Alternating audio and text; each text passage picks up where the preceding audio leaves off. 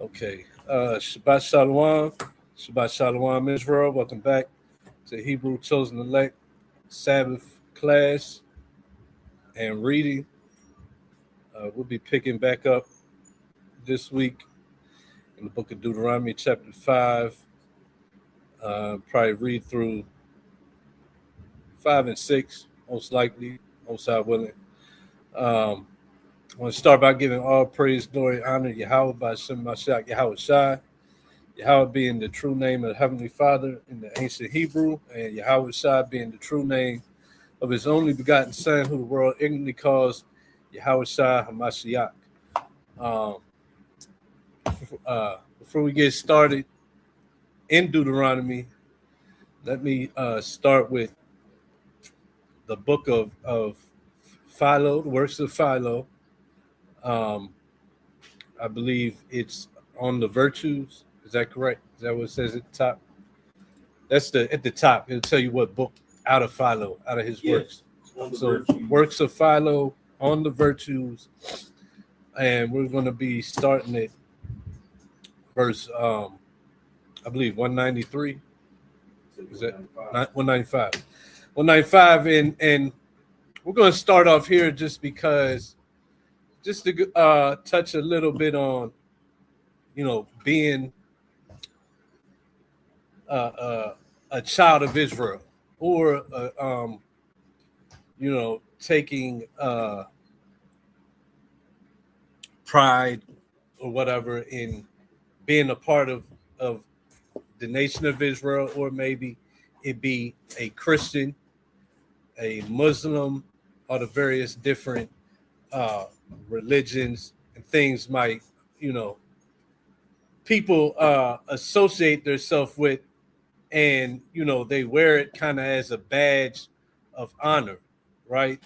You're something because you're a part of these things. So we know that in Israel, that's the chosen seed of God, right?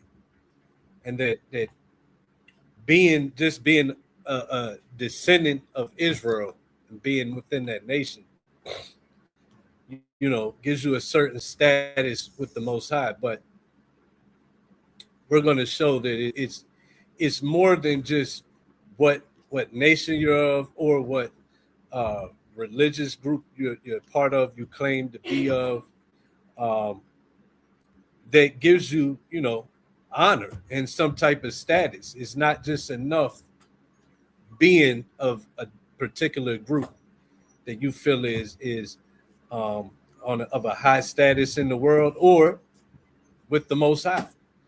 We understand that it's Israel that he loves. The Christians, they believe, hey, if you're a Christian, he loves us. Israel failed, so all you got to do is be in the religious organization.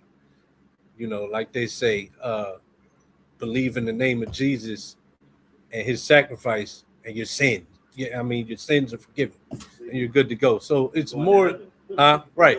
You're going to heaven. So we're going to touch on this just to show it's more to it than just to be a part of any particular group, or, as we know, Israel nation. So go ahead and read that. We're going to, like I said, read down all the way to the last highlighted part. Book of Philo. On which account I imagine that nobility herself, if Yahweh were to invest her with the form of and organs of a man. Mm-hmm. So first off, just as the context, he's speaking on nobility, right? And just real quick definition of nobility, because everybody, might not know. Nobility refers to the highest social class in traditional or historical society. So, like I was going into, when you say Israel is the top nation under God, that's a social class, right? A society. Same thing with Christians, Muslims, and down the line.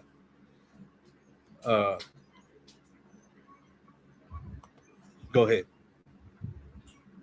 Would organs of a man would stand before those obstinate and unworthy descendants and speak thus: relationship is not measured by blood alone, Right. where truth is the judge, but by a similarity of actions and by a careful imitation of the conduct of your ancestors. So what did it say? The conduct. So y'all following what it's saying? It's not just you're related by the fact of being Israel, because we know all so-called blacks, Hispanics, Native American Indians were the true children of Israel. But when you're in the world and you're claiming Christianity, to be a Christian, race don't matter, my nationality is Christian, it's Muslim now, or my nationality don't matter, I'm a Christian, I'm a Muslim. It's not just that relation alone. It's the conduct that the people in that group carry. Y'all understand? That makes you related, truly related. Go ahead. But you have pursued an opposite line of conduct, thinking hateful, such as actions as are dear to me, and loving such deeds as are hateful to me. For in my eyes, modesty and truth and moderation, and a due government of the passions and simplicity and innocence are honorable. Mm-hmm. But in your opinion, they are dishonorable. Mm-hmm.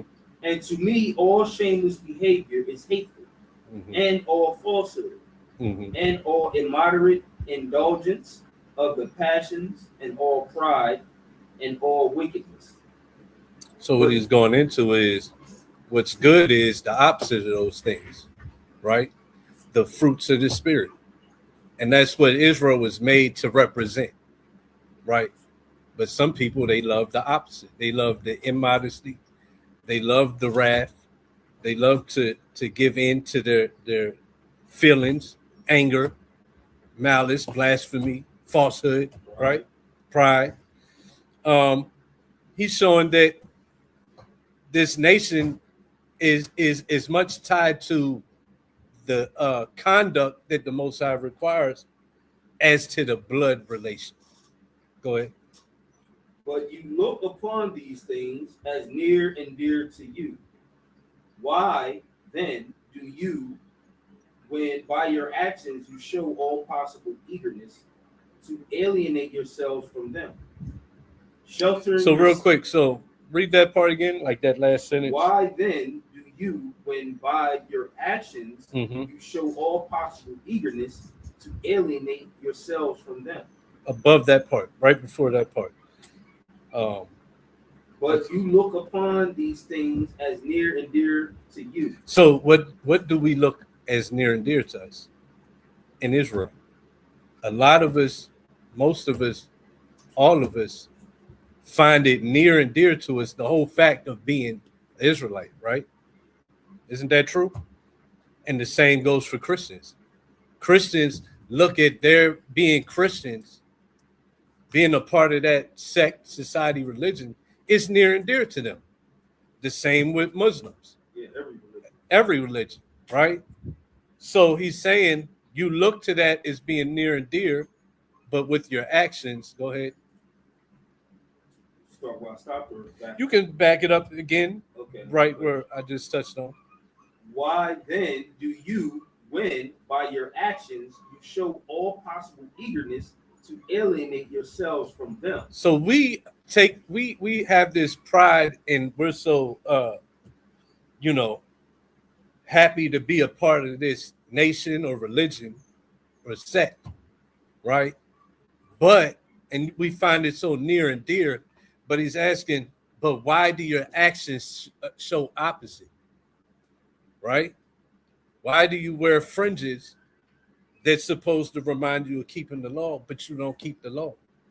Why do you claim to be under Christ, but you continue in your sins? And the Bible says you ought walk as he walked, but you'll say he was so perfect, and you can't be like him. But he said you can be like him. So why do you find it so near and dear, the religious group or the race you're a part of, but you don't follow it? Your actions show that actually you don't find it near and dear, right? And in all these religions, even Islam, there's certain requirements for conduct. But what you find is the majority of those underneath of these religions or groups, the majority don't keep up to the standard required within that society, right? Drewski just dropped. He just dropped the. I don't know if y'all seen it yet. He just dropped his parody on Islam. Yeah, Because he did the it one was on the old head, but yeah, he had a small part. No. He had a small. It ain't long enough. You're right. Yeah. But he has a specific Islam one. Yeah. It was it part of that old head? Yeah, I didn't. Then okay, I didn't know that. So he should have went more into it. But hey, the little bit he did go into though, is what we see amongst most of our people that's in Islam. You put the garments on, you put on that facade, right? Then you go back to the block and you're doing all types of wickedness, selling dope, or trying to do robberies. And then the same thing with he did the parody with Israel. A lot of cats will put on the fringes, put on that appearance, but at home they calling their children, their daughters, female dogs, their wives, female dogs, their their lions in their house, or like Druzy said, they going back, they saying, oh, only deal with black women or Hispanic women and blah blah blah, but really when ain't nobody looking, all their women is the ones they saying that you can't be with. Just a lot of hypocrisies in each sect is in Christianity. Oh my God. You already know. Christianity teaches, first off, you don't gotta follow the commandments. You don't gotta keep the laws. So they got all types of stuff with them. They supposed to be representatives of Christ who would never take part in pedophilia, but that's all through the church, the alphabet community, all through the church, right? So, Philo, first century, contemporary of Christ, the apostles, right? Which, if you don't know what contemporary means, it means lived and walked in the same time period. Listen, he's saying that you take pride in these things, you hold it near and dear to you, but your actions show different, and that's what we still see today. Keep going. Sheltering yourselves under a plausible name. Hypocritically pretend in words to a relationship. Mm-hmm. Israel, Christian, Muslim. Go ahead. For I cannot endure seductive insinuations falsely put on, or any deceit, because it is easy for any persons to find out specious arguments, but it is not easy to change an evil disposition into a good one. And I, looking therefore at these facts, both now consider and shall always think those persons who have kindled sparks of enmity, my enemies, and I shall look upon them with more suspicion than upon those who have been reproached openly for want of nobility. And I mean, and even the New Testament pretty much says the same thing, right? It says, mark them that cause divisions amongst you and avoid them, right? So he's saying the same thing. This wasn't something that was not already part of the wisdom that we had as a people, right? It wasn't something new. To mark those that's their enemies due to their true nature, right? But it's not enemies where there's no reconciliation. But it's just showing you that, these groups, that we're a part of and we hold so near and dear have standards. And if we're truly a part of them, we have to keep those standards, or we're actually enemies to that thing that we're a part of. You're an enemy to Israel if you put on the fringes, you put on the facade, but you don't really follow the commandments. You don't really follow the instructions from the Bible. So Christianity is full of enemies to Christ because they don't keep that standard, but they hold dear the name and the fact that they claim to be a part of this group without the works that show it. It doesn't work. Go ahead. For they indeed have this to allege in their defense, that they have no connection at all with excellence. Mm-hmm. But you are justly liable to punishment who act thus after having been born of noble houses. So, and what's the scripture say about the house of Israel being what? Judged first. Judgment comes first in the house of Israel. Or to whom much is given, much is required.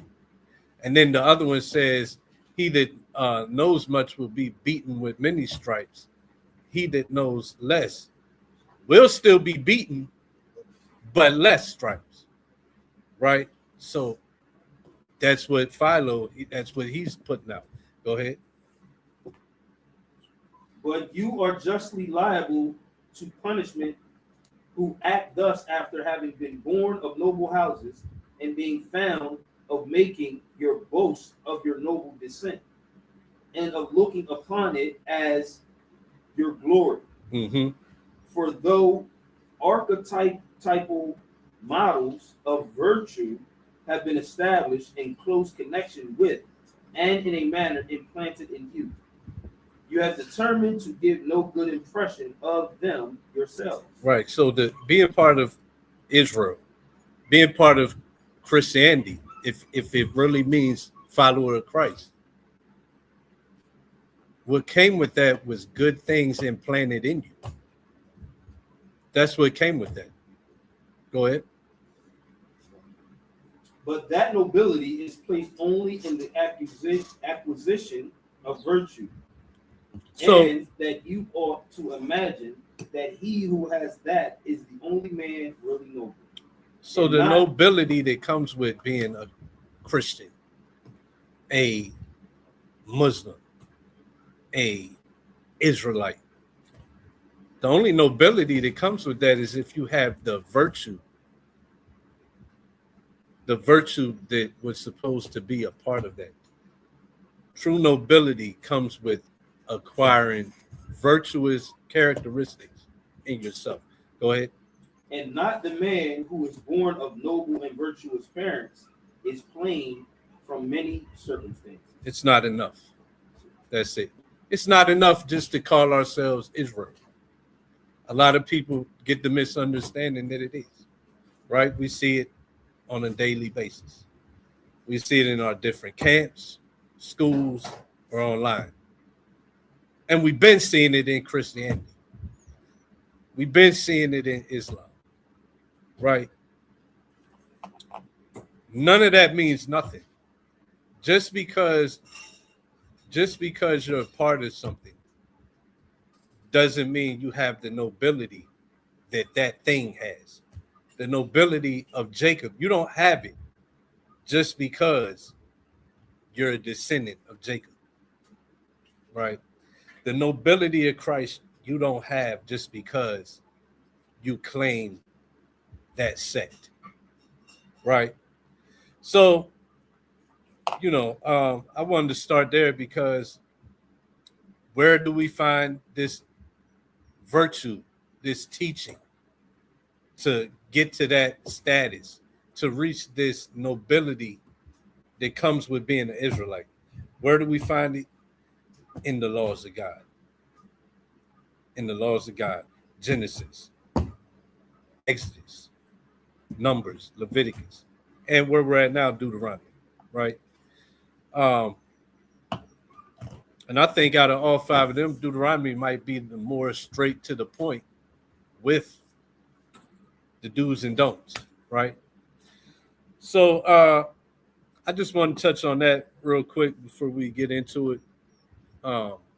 Like I said, we're at the book of Deuteronomy, chapter 5.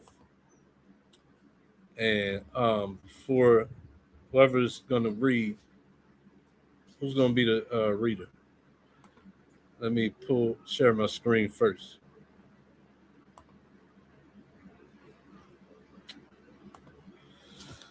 All right, so yeah, Deuteronomy chapter 5, verse 1, and you can go ahead when you got it.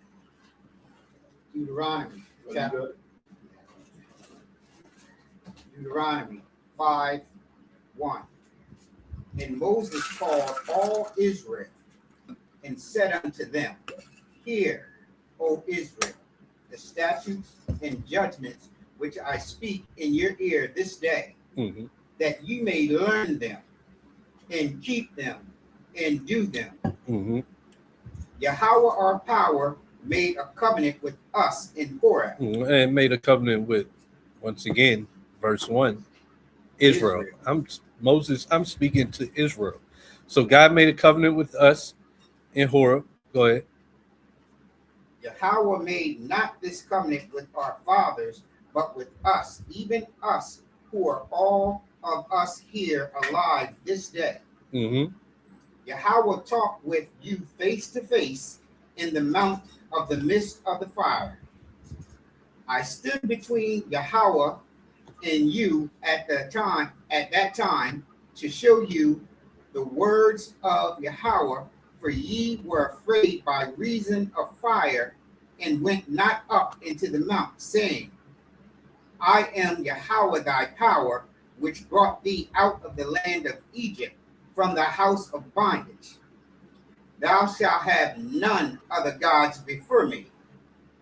Thou shalt not make thee any graven images, or any likeness of anything that is in the heaven above, or that is in the earth beneath, or that is in the water beneath the earth.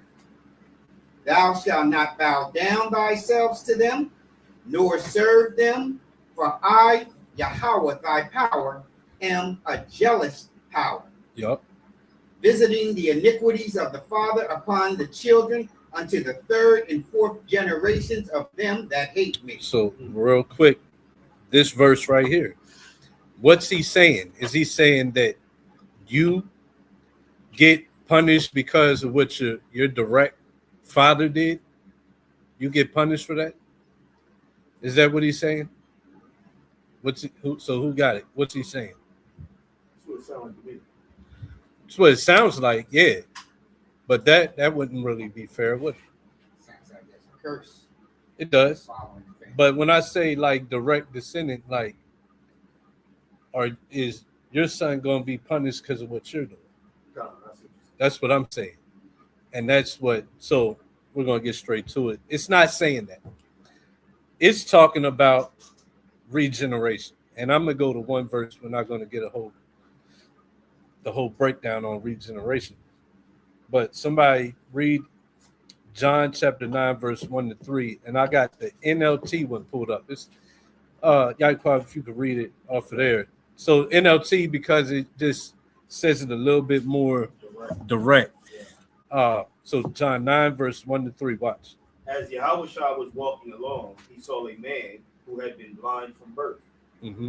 Rabbi, his disciples asked him, why was this man born blind? Was it because of his own sins or his parents' sins? Go ahead. It was not because of his sins or his parents' sins.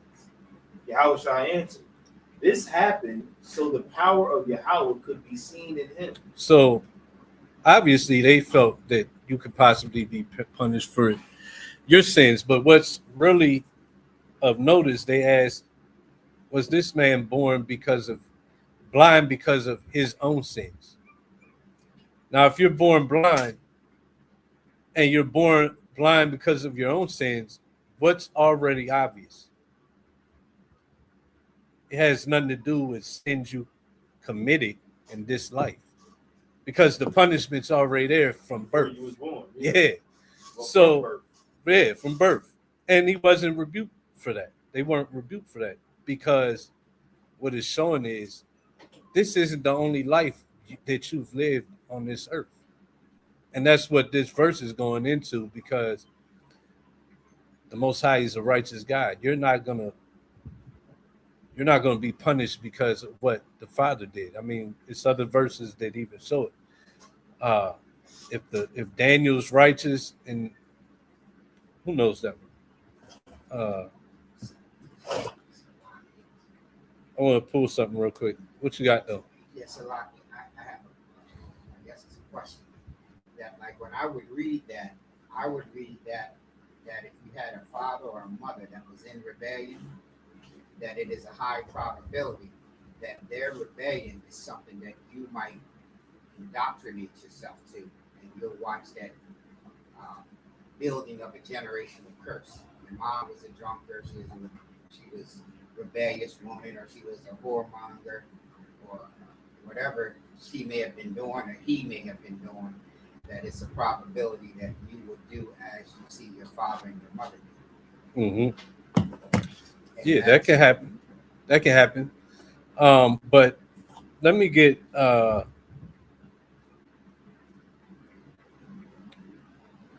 Deuteronomy 24:16. There's my Bible right here. Just to show it's not talking about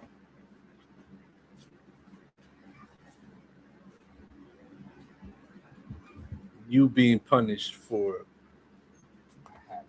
what your parent did.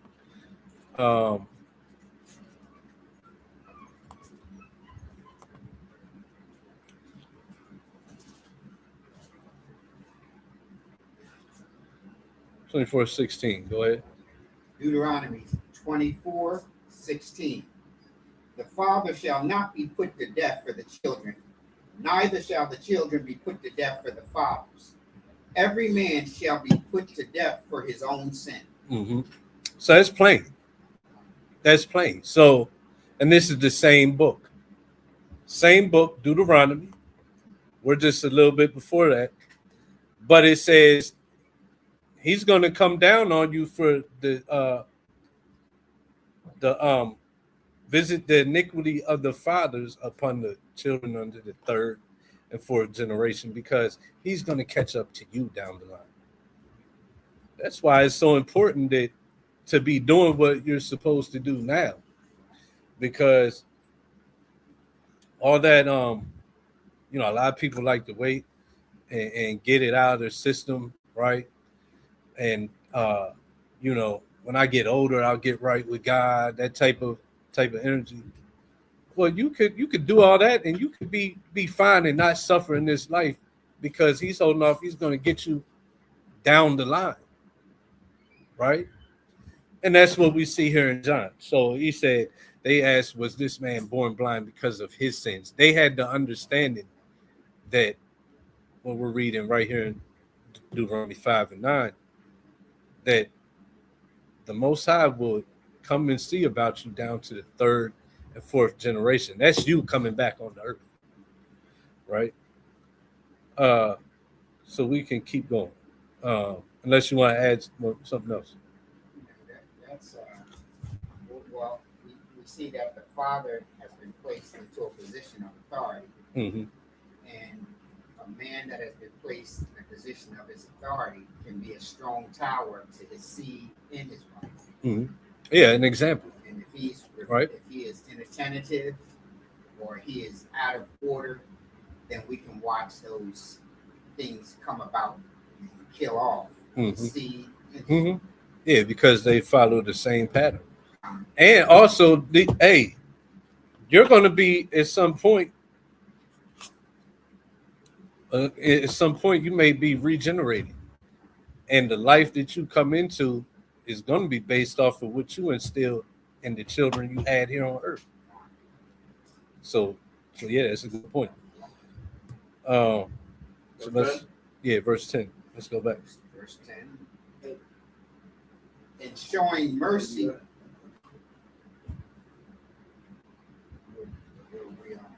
where we're at. Yeah, you good. And showing mercy unto thousands of them that love me and keep my commandments. That's another one. He says, showing mercy to who? Yeah.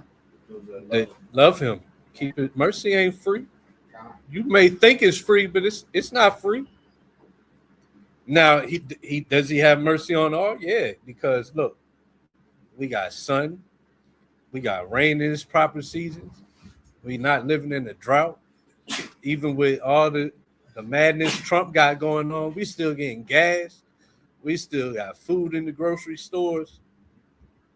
But at the end of the day, that mercy that never ends, that direct mercy,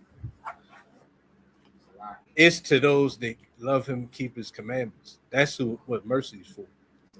Mm-hmm. And if I may say, Cap, that when we hear Christians saying that the law is done away with, here in 9 it tells you that when we do away with the law, the Most High sees that as an act of hatred towards him. Mm-hmm. Right. It's an act of hatred. And you think about it. Yeah. Your kids here in the physical. Mm-hmm.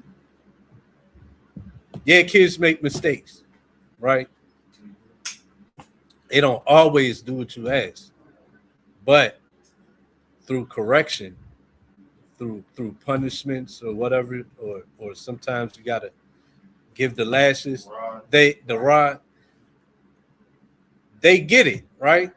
They get right, but those that they refuse and they turn into your enemy and they turn into being spiteful towards you. And they even get fueled with their rebellion by the corrections, right? Does that feel like love? Do you feel like them kids love you? Because I sure don't. So, and I think everybody would agree to that. So what's so hard to believe that the Father that, hey, according to Christian doctrine, he made us all, and we're all his children, no matter you're Moab or Ham. Well, and you're made in his image. All nations, all people made in his image. So what's so hard to understand that he would feel that way too, that you refuse to keep his commandments? You hate him. That's a hateful act.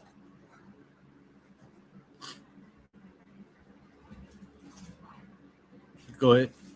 Thou shalt not take the name of Yahweh, thy power, in vain, for Yahweh will not hold him guiltless that taketh his name in vain. Mm-hmm.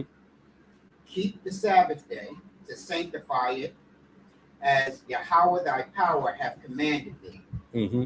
And we're going to touch on that. I think I saved his name in vain a little bit later on. But, he's going over the commandments again. So now the Sabbath day, right? Go ahead. But the 6th day thou shalt labor and do all thy work. But the 7th day is the Sabbath of Yahweh our power. Mm-hmm. And it thou shalt not do any work, mm-hmm. Thou, nor thy son, nor thy daughter, nor thy manservant, nor thy maidservant, nor thy ox, nor mm-hmm. thy ass, nor thy any of thy cattle, nor thy stranger that is within thy gates, mm-hmm. that thy manservant and thy maidservant may rest as well as thou. So the Sabbath day is a day for rest. A rest from what? Work, right? So a lot of people take that and they take it a lot of directions. So I want to touch on that a little bit too. So the Sabbath day, it said the law. This is the law now. The law says, "Thou shalt do not any work," and then it goes through your son, daughter, manservant, maidservant, your ox, ass, cattle, stranger. Everybody is to rest. To me, it already seems like it's talking about business. Mm-hmm. It's talking about basically economy going, right? But people take that and they run with it. You're supposed to rest from everything. Don't. Some people sleep all day. Some people do. Some people say you can't you know, throw a football in the yard. Some people say you can't do your dishes. I think you must not have a large enough household to understand that really don't work. Mm-hmm. That doesn't work. A lot of this stuff, if you don't do it, your house will be like crazy. It'd be You filthy. gotta use common You look sense. like right. It's gotta be common sense sometimes, and just don't try to be extra. It's pretty plain. It said work. Then it went through all the people that could possibly be doing work that's for like to get gain. Uh, let's examine it. So first thing is the word for which one do I have first? So I got it ain't Sabbath. So either way, H4399 Malaka, which means okay, the first part, your work. So where it says there shall be no work, it's the word Malaka, which is used for occupation, work, business. And that's the point. That's the point we're getting to. That it being in regards to work, business, occupation. All these extras, property, workmanship, service, is going into the same thing. One exception would be religious, because the priests, they still work. There had to be sacrifices on the Sabbath. So what it's not talking about when it says work, which is occupation, business. Let's start with John chapter 5, verse 2 to 17. Is an example of what it's not talking about. Yaakov, if you could. Yeah, all right. Now, there is at Jerusalem by the sheep market a pool, which is called in the Hebrew tongue Bethesda, having 5 porches. Uh-huh. In these lay a great multitude of impotent folk, of blind, halt, withered, waiting for the moving of the water. For an angel went down at a certain season into the pool and troubled the water. Whosoever then first, after the troubling of the water, stepped in, was made whole of whatsoever disease he had. And a certain man was there, which had an infirmity 38 years. When Yahushua saw him lie, and knew that he had been now a long time in that case, he saith unto him, Wilt thou be made whole? Mm-hmm. The impotent man answered him, Sir, I have no man, when the water is troubled, to put me into the pool. So real quick, hey, Josiah, CJ, what's this story talking about?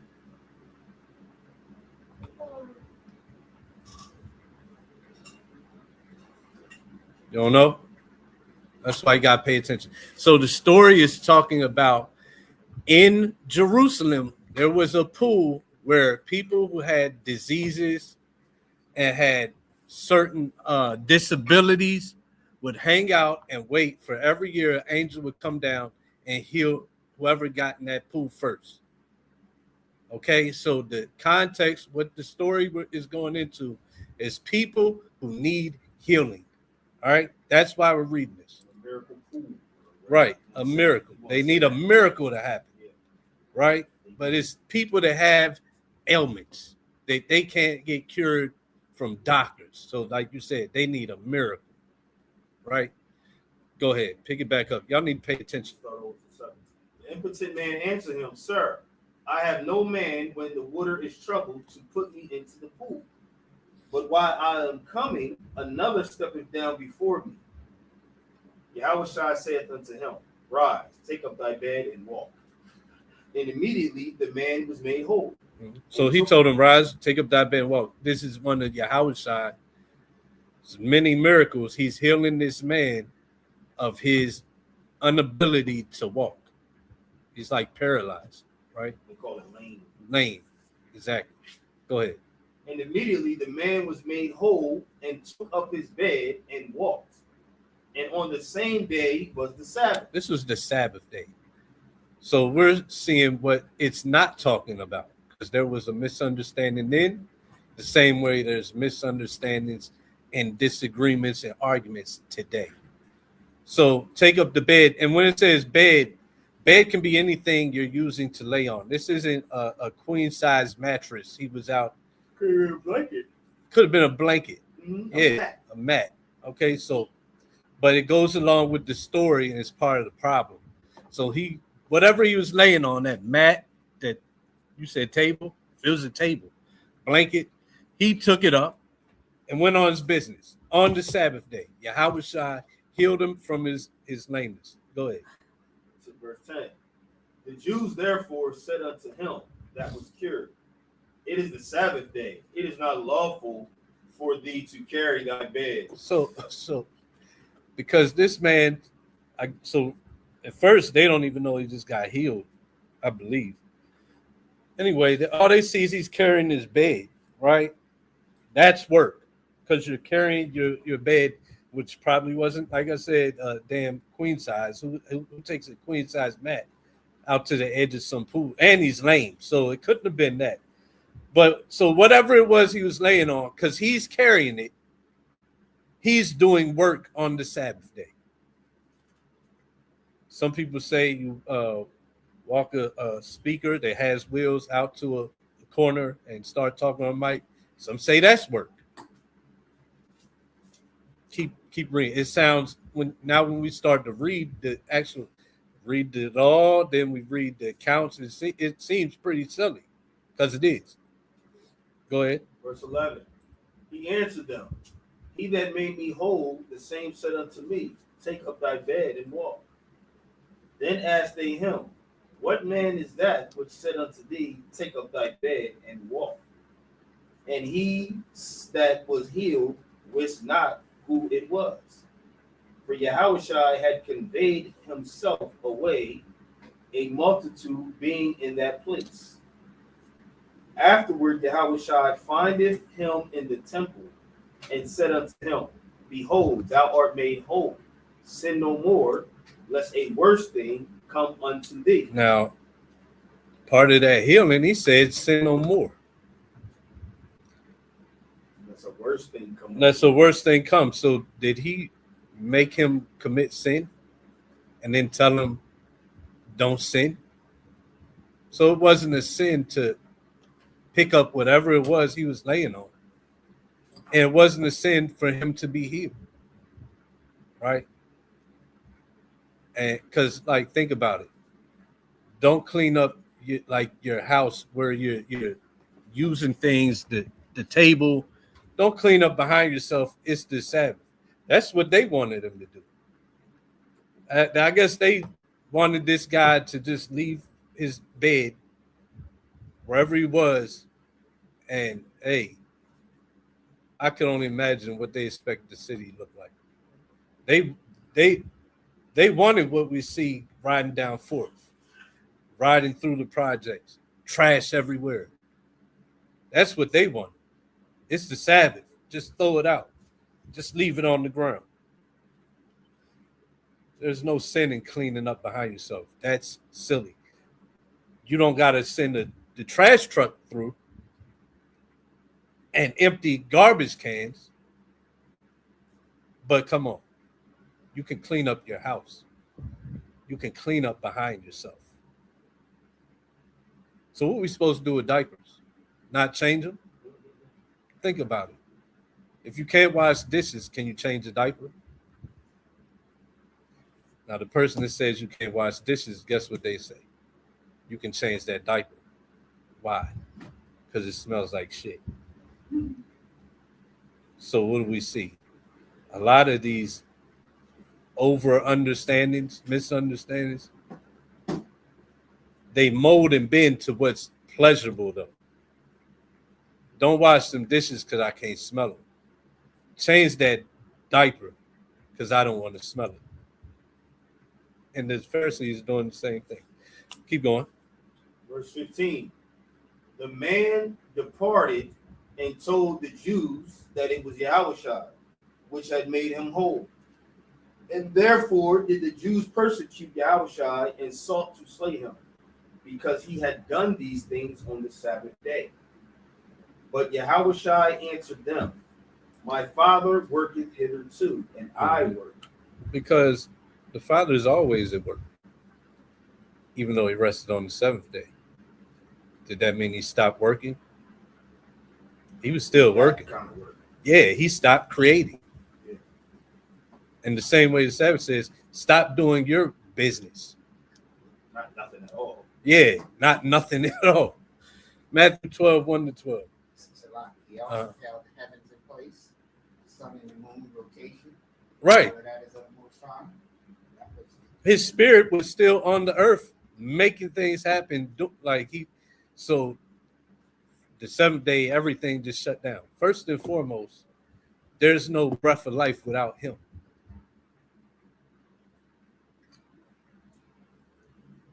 Matthew 12 and verse 1. At that time, Yahushua went on the Sabbath day through the corn, and his disciples were in hunger, and began to pluck the ears of corn and to eat. So also, first off, it's the Sabbath day. They're not in their house. They're not in their house. Meaning what? You can leave your damn house. Yeah, You can leave your house. And they're not even hopping in the vehicle. They're walking. That's work. Ain't it? I mean, during this time, you was walking a lot. So you can be active on the Sabbath day. Just, go ahead. Verse 2. But when the Pharisees saw it, they said unto him, behold, thy disciples do that which is not lawful to do upon the Sabbath day. And what's not lawful to do on the Sabbath day? Work in the field. But they're not working. They're getting corn. They're not going to sell it. They're not going to manufacture it. Go ahead. Verse 3. But he said unto them, have ye not read what David did when he was an hungered, and they that were with him? Mm-hmm. How he entered into the house of Yahweh, and did eat the showbread, which was not lawful for him to eat, neither for them which were with him, but only for the priests. Mm-hmm. Or have ye not read in the law how that on the Sabbath days the priests in the temple profane the Sabbath and are blameless? So, I mean, that's a good point. That bread was for specific people.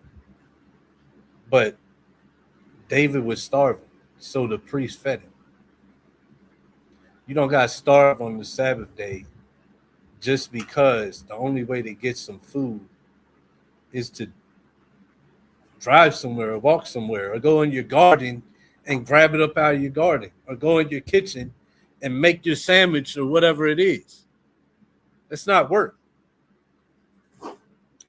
Don't go chopping wood to go. You trying to do a whole, a whole chop your wood, cut some meat up. See, don't do all that. But nah, this ain't work. This has nothing to do with business. Go ahead.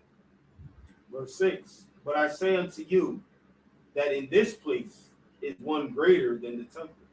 Mm-hmm. But if ye had known what this meaneth, I will have mercy and not sacrifice, ye would not have condemned the guiltless. Like, can you go out and give food away on the Sabbath? Some people say that's work because you got to carry the food out there. You got to set up the table. Nah, that's not work. Giving to the poor is not work. Go ahead. Verse 8. For the Son of Man is Lord even of the Sabbath day. And when he was departed thence, he went into their synagogue. Mm-hmm. And behold, there was a man which had his hand with it. And they asked him, saying, Is it lawful to heal on the Sabbath days? That they might accuse him.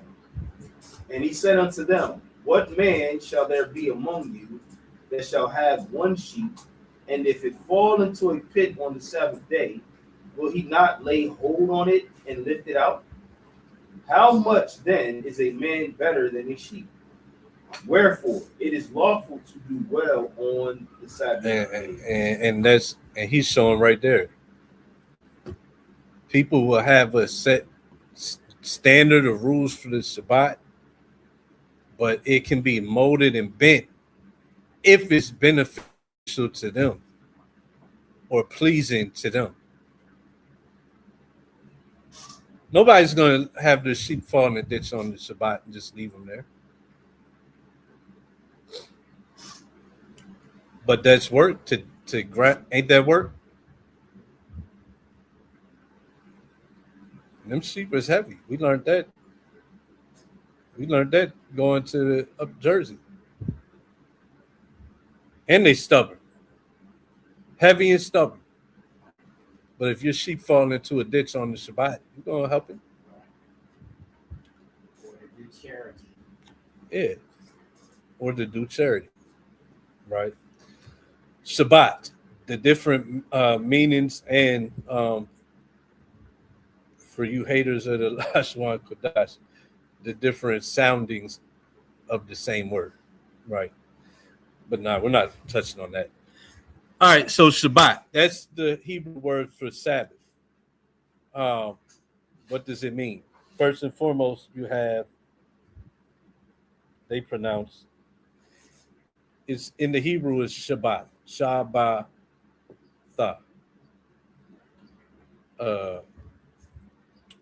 So you have it where it's translated to Sabbath, Shabbat, Sabbath.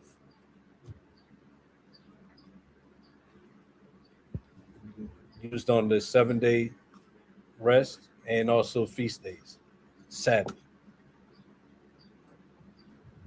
That same word, Sabbath, it has a meaning, which is to cease, desist, rest. That's what Sabbath means. In Hebrew, Shabbat. It means rest. The law said rest from work. We just touched on that. What it don't mean, what it does mean. Even in this definition, cease, desist, rest.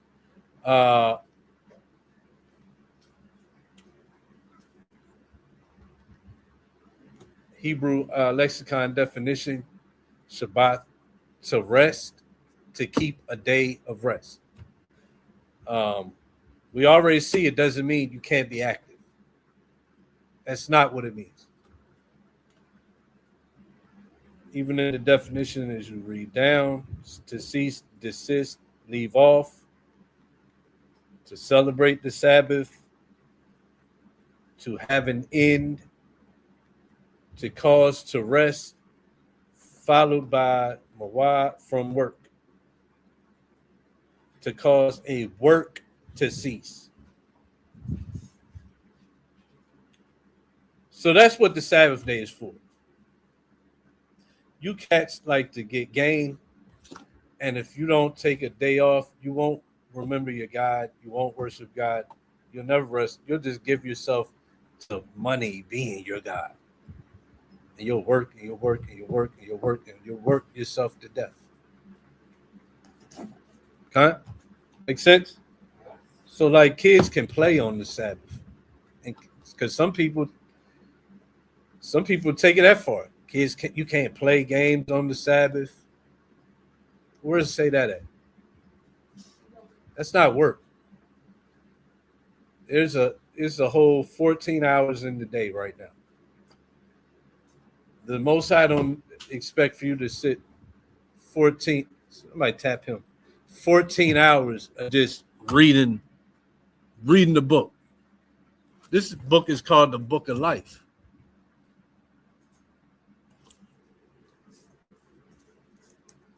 So the Sabbath day is to cease from what? Work, business. You can have a good time. I mean, ain't that rest? Yeah. Even if you go play basketball for an hour or two, that's rest. Work is taxing on your mind, body, and soul. Getting a little exercise, a little gaming, that's not work. Work is it's kind of like Yeah. engaging in a form of trade. Yeah. That's something Yeah. Now, where you find play and work mixed, go to a Phillies game. Yeah, it's a lot of people working. It's big business.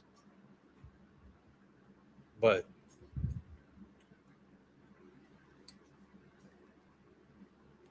playing a little game, having exercise, whatever, enjoying the Shabbat that you're the Lord, made the Lord of,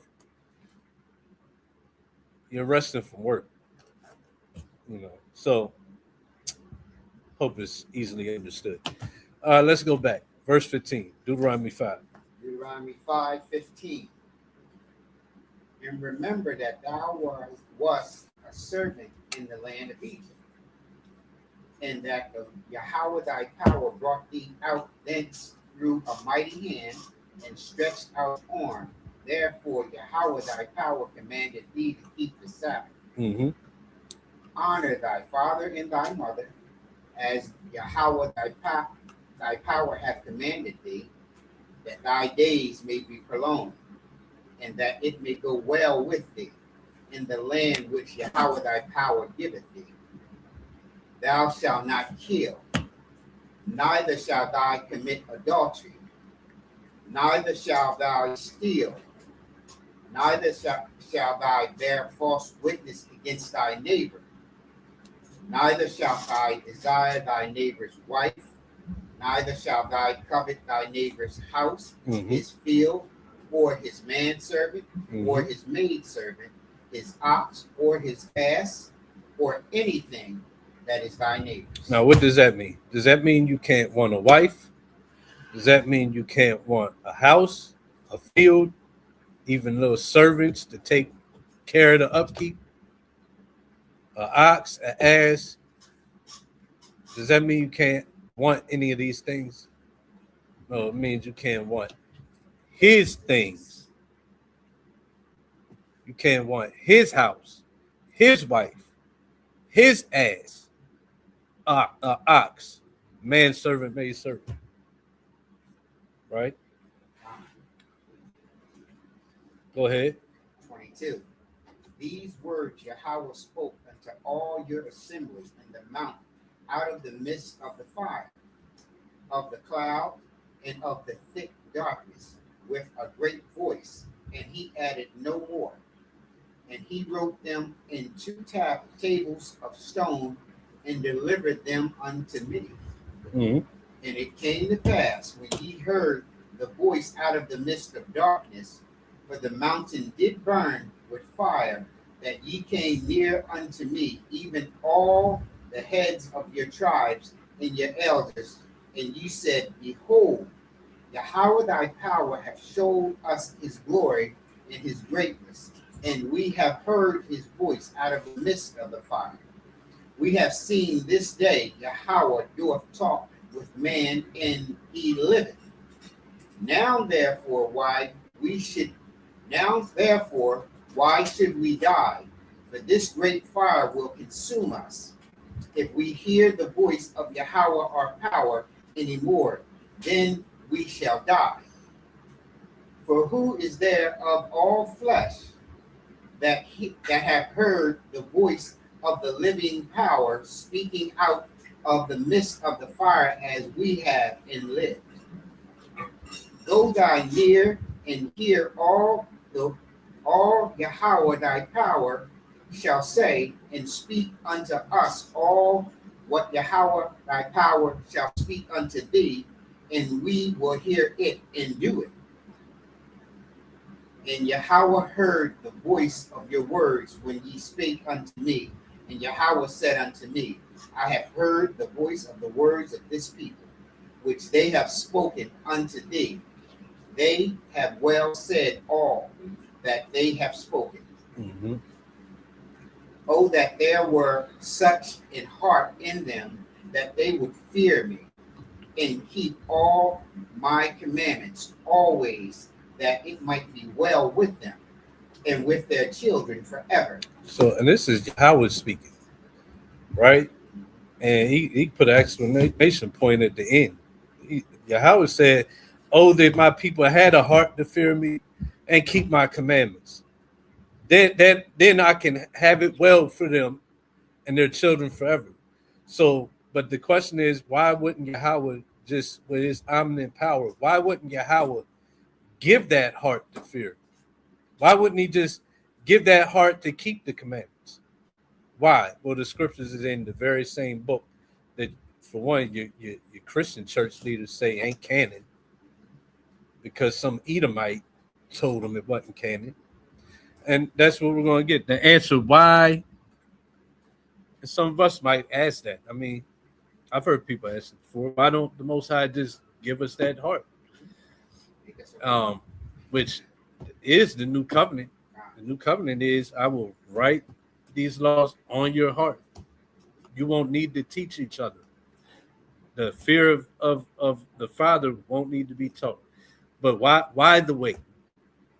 That's the question. Why the wait?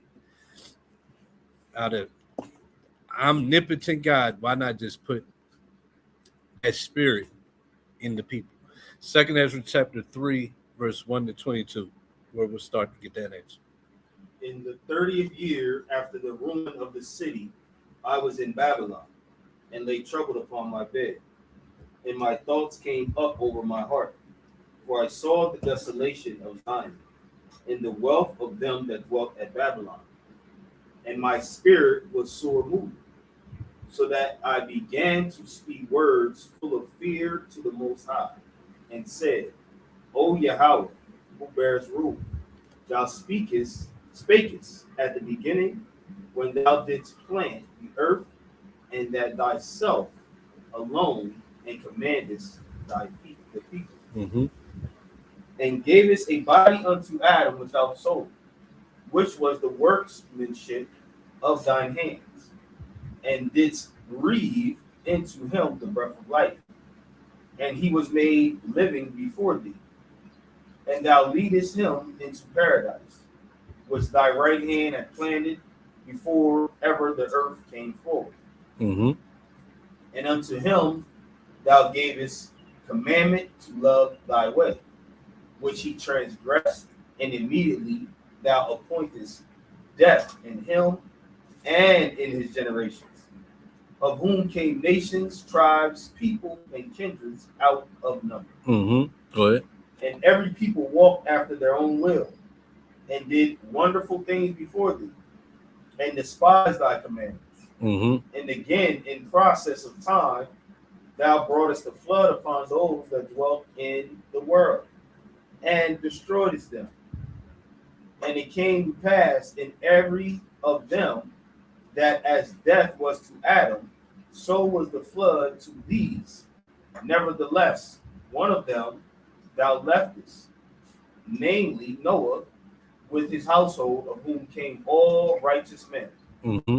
And it happened that when they that dwelt upon the earth began to multiply, and had gotten them many children, and were a great people, they began again to be more ungodly than the first. Mm-hmm.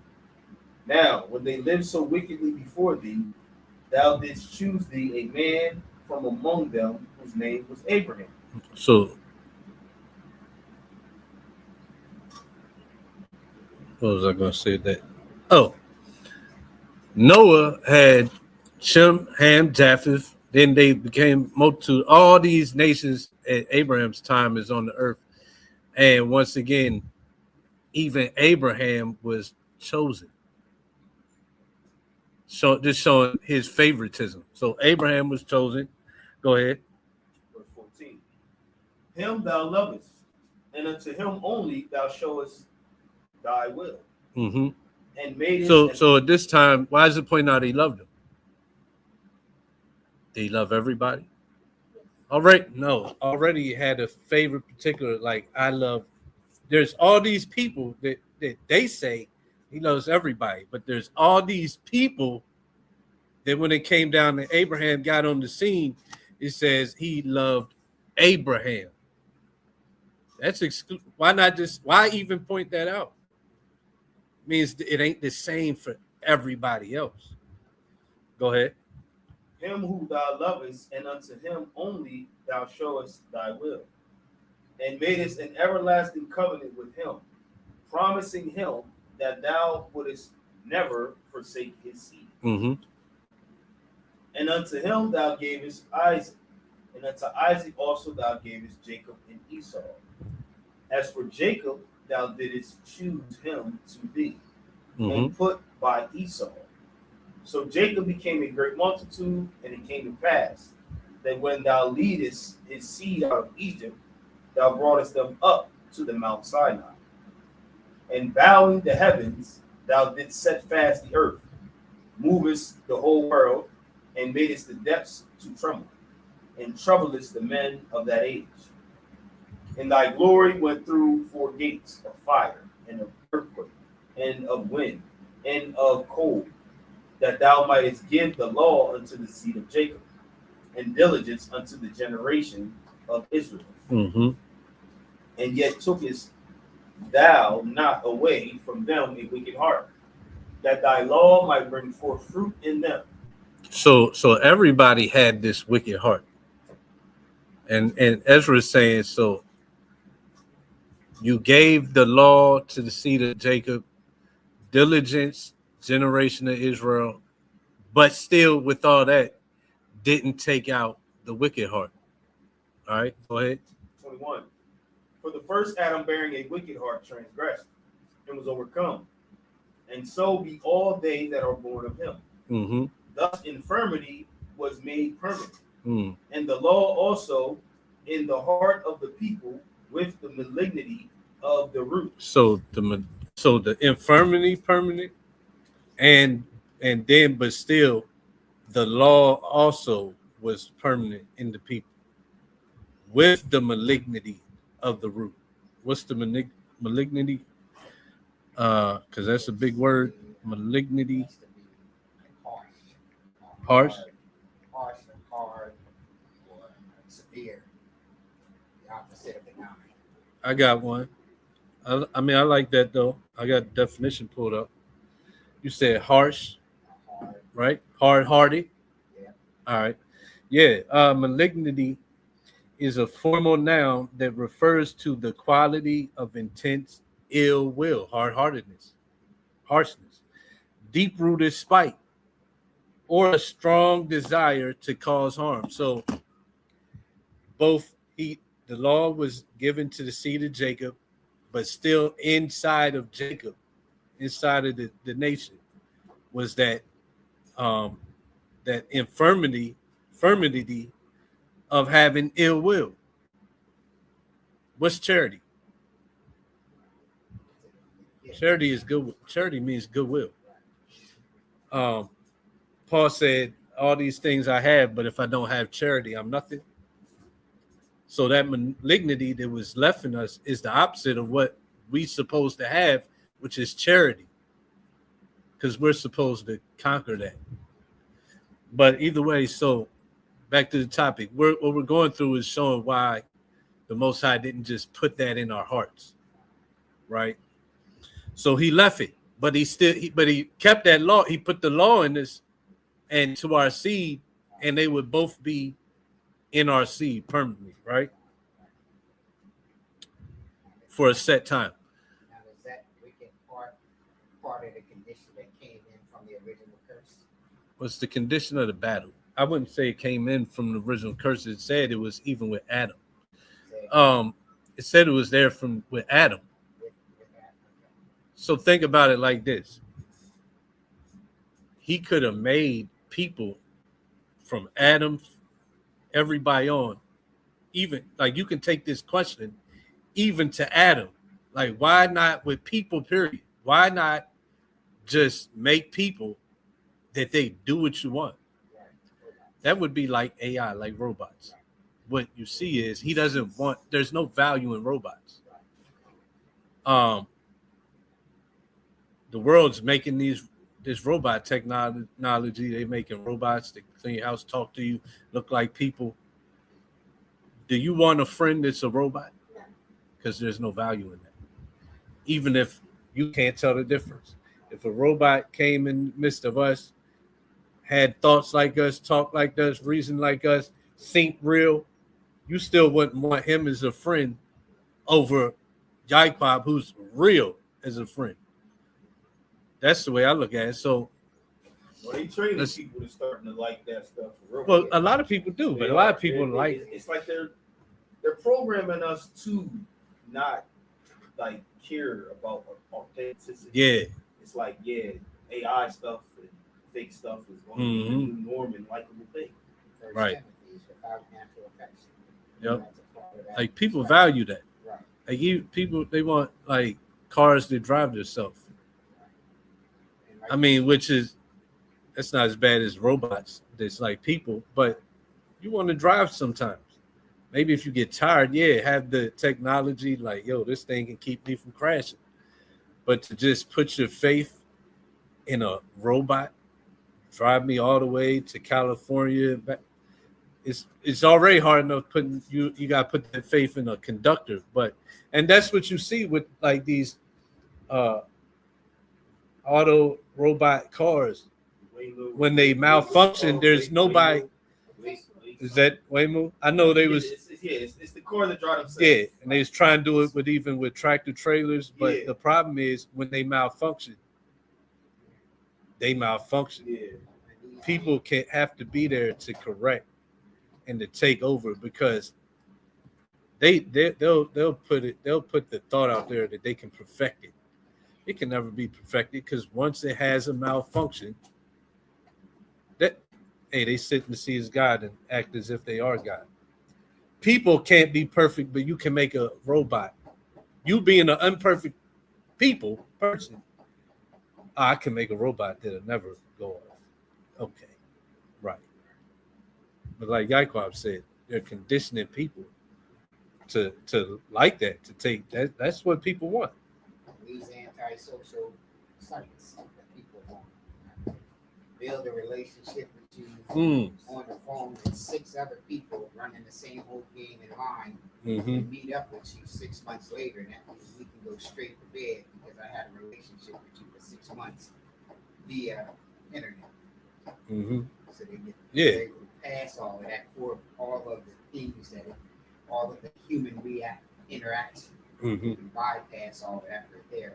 Go straight to whatever the goal is. And that just shows like these people don't have the spirit, right?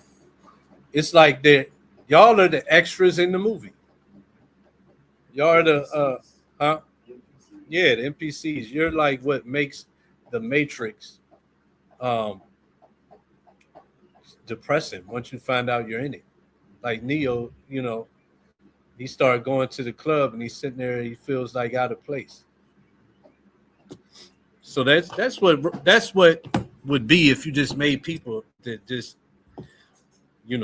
to obey, not have the ability to choose right or to choose to go off. So Ezra is getting the whole breakdown. He's basically asking the same thing, or if he hasn't already, he's going to. So we're at verse 22, and he's letting it be known that so while the law was put in the seed of Jacob to continue with Jacob, also still that heart and the malignity of the root, the heart to go off, so that the good depart away and the evil abode still. Verse 23. 23? Yeah. So the times passed away and the years were brought to an end. Then didst thou raise thee up a servant called David, whom thou commandest to build a city unto thy name, and to offer incense and oblations unto thee therein. When this was done many years, then they inhabited the city for something. and in all things did even as Adam and all the generations had done, all his generations had done. For they also had a wicked heart. Then answered he me and said, the more thou searchest, the more thou shalt marvel. For the world hasteth fast to pass away, and cannot comprehend the things that are promised to the righteous in time to come. For this world is full of unrighteousness and infirmities. But as concerning the things whereof thou askest me, I will tell thee. For the evil is sown, but the destruction thereof is not yet. Mm-hmm. So he's about to go into it. What? So the evil sown, there's a destruction to come from it, but it hasn't yet come. Go ahead. 29. If therefore that which is sown be not turned upside down, and if the place where the evil is sown pass not away, then cannot it come that is sown with good. So for the good to come, you have to have the evil first, right? And you see it with like plants, right? You have to sow the seed, you have to do all this stuff, put it in the dead ground, you got to, all that for the good to come. Even with like a tree, you can't eat from it till like 3 years. You have to go through the cycle of letting that fruit die. That fruit that first comes from a new tree, it's no good. So the bad has to come first for then eventually the good to come. In a nutshell, that's what he's going into. Go ahead. For the grain of evil seed hath been sown in the heart of Adam from the beginning, and how much ungodliness hath it brought up unto this time, and how much shall it yet bring forth unto the time of threshing come. Mm-hmm. Ponder now by thyself, how great fruit of wickedness the grain of evil seed he brought forth. Mm-hmm. And when the ears shall be cut down, which are without number, how great a floor shall they fill? Right. Then I answered and said, how and when shall these things come to pass? Wherefore are our years few and evil? Mm-hmm. And he answered me, saying, do not thou hasten above the Most Highest, for thy haste is in vain to be above him. For thou hast much exceeded. Did not the souls also of the righteous ask question of these things in their chambers, saying, how long shall I hope on this fashion? When cometh the fruit of the floor of our reward?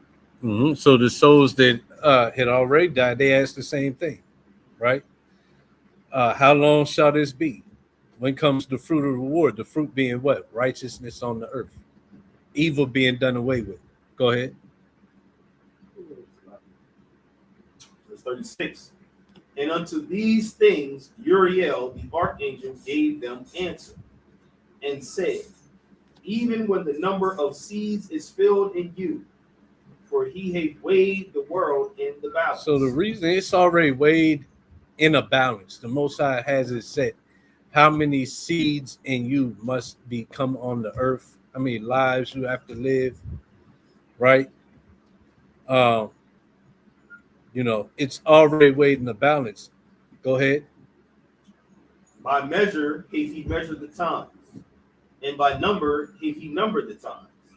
And he doth not move nor stir them until the said measure be fulfilled. So the Most High wants to put or to have this evil in the earth so that he can weed it out and destroy it. And then it only be good. But even the good, there's no real value in the good unless the good conquered that evil. Y'all understand? That's why he's not just going to put it in the heart just to obey and basically just make you a robot. Right? Same book, jump to chapter 7, verse 1 to 14. And when I had made an end of speaking these words, there was sent unto me the angel which had been sent unto me the night afore. And he said unto me, up, Esdras, and hear the words that I am come to tell thee. And I said, Speak on, my Most High. Then said he unto me, The sea is set in a wide place, that it might be deep and great.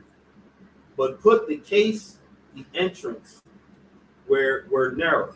Mm-hmm. But put the case, the entrance were narrow and like a river, mm-hmm. who then could go into the sea to look upon it and to rule it.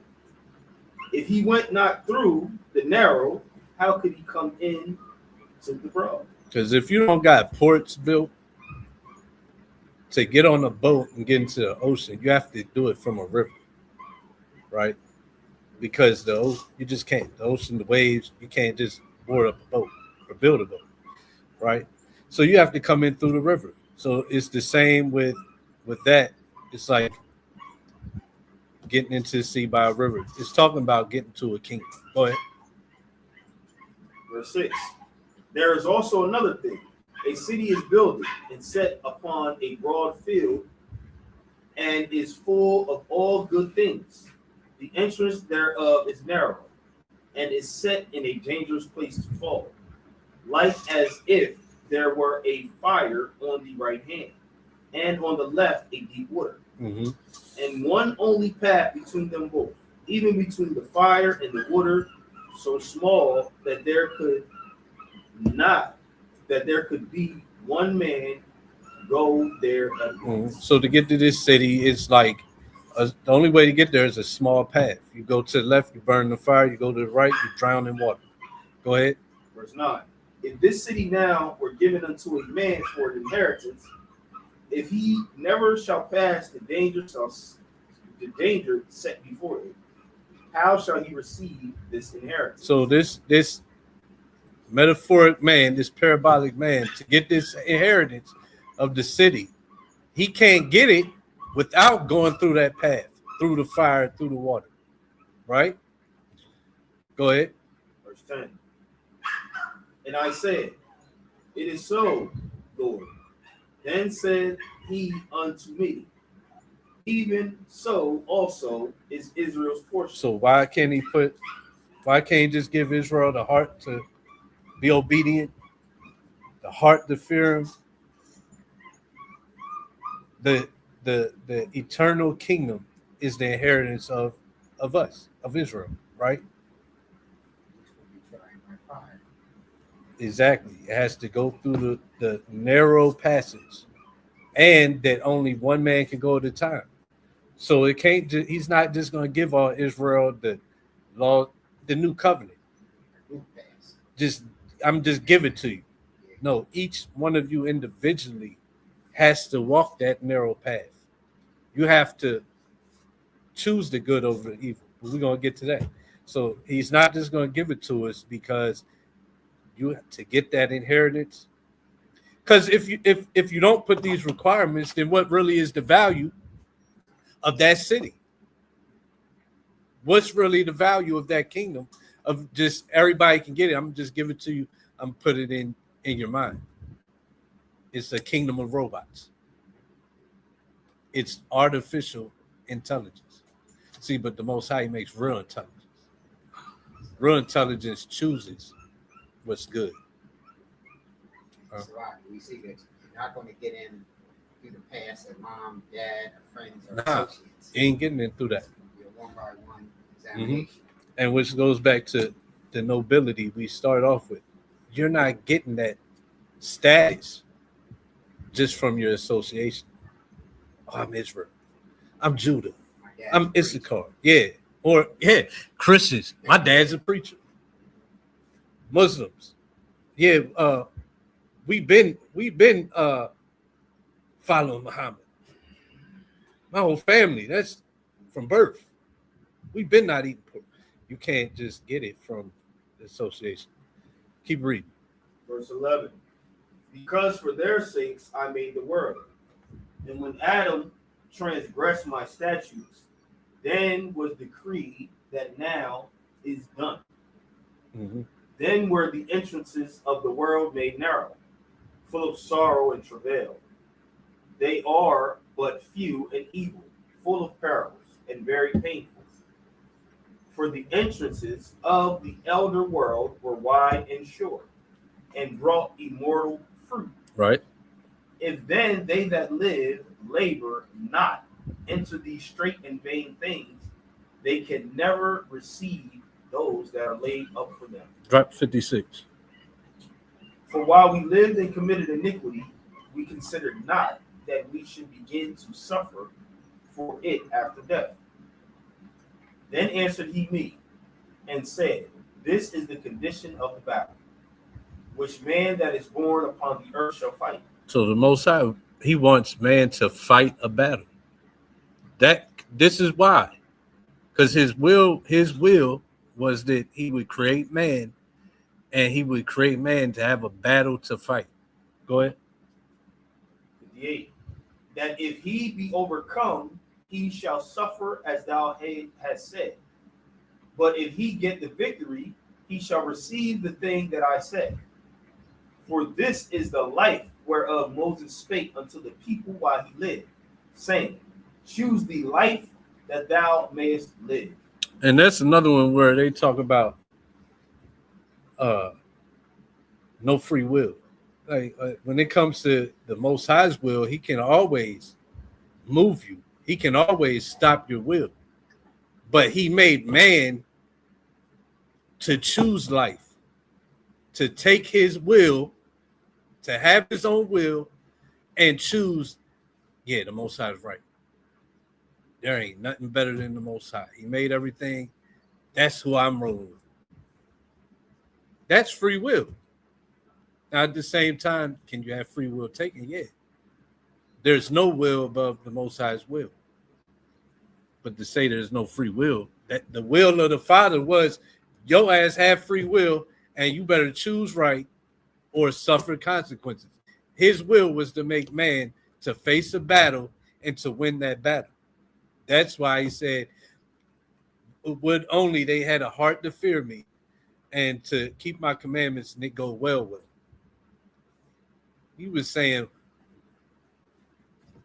I wish they would conquer that demon that I put with them, right? Because they have more to gain than anybody else on the earth, right? Revelation 13:11, and then verse 16. And I beheld another beast coming up out of the earth, and he had two horns like a lamb, and he spake as a dragon. Verse 16.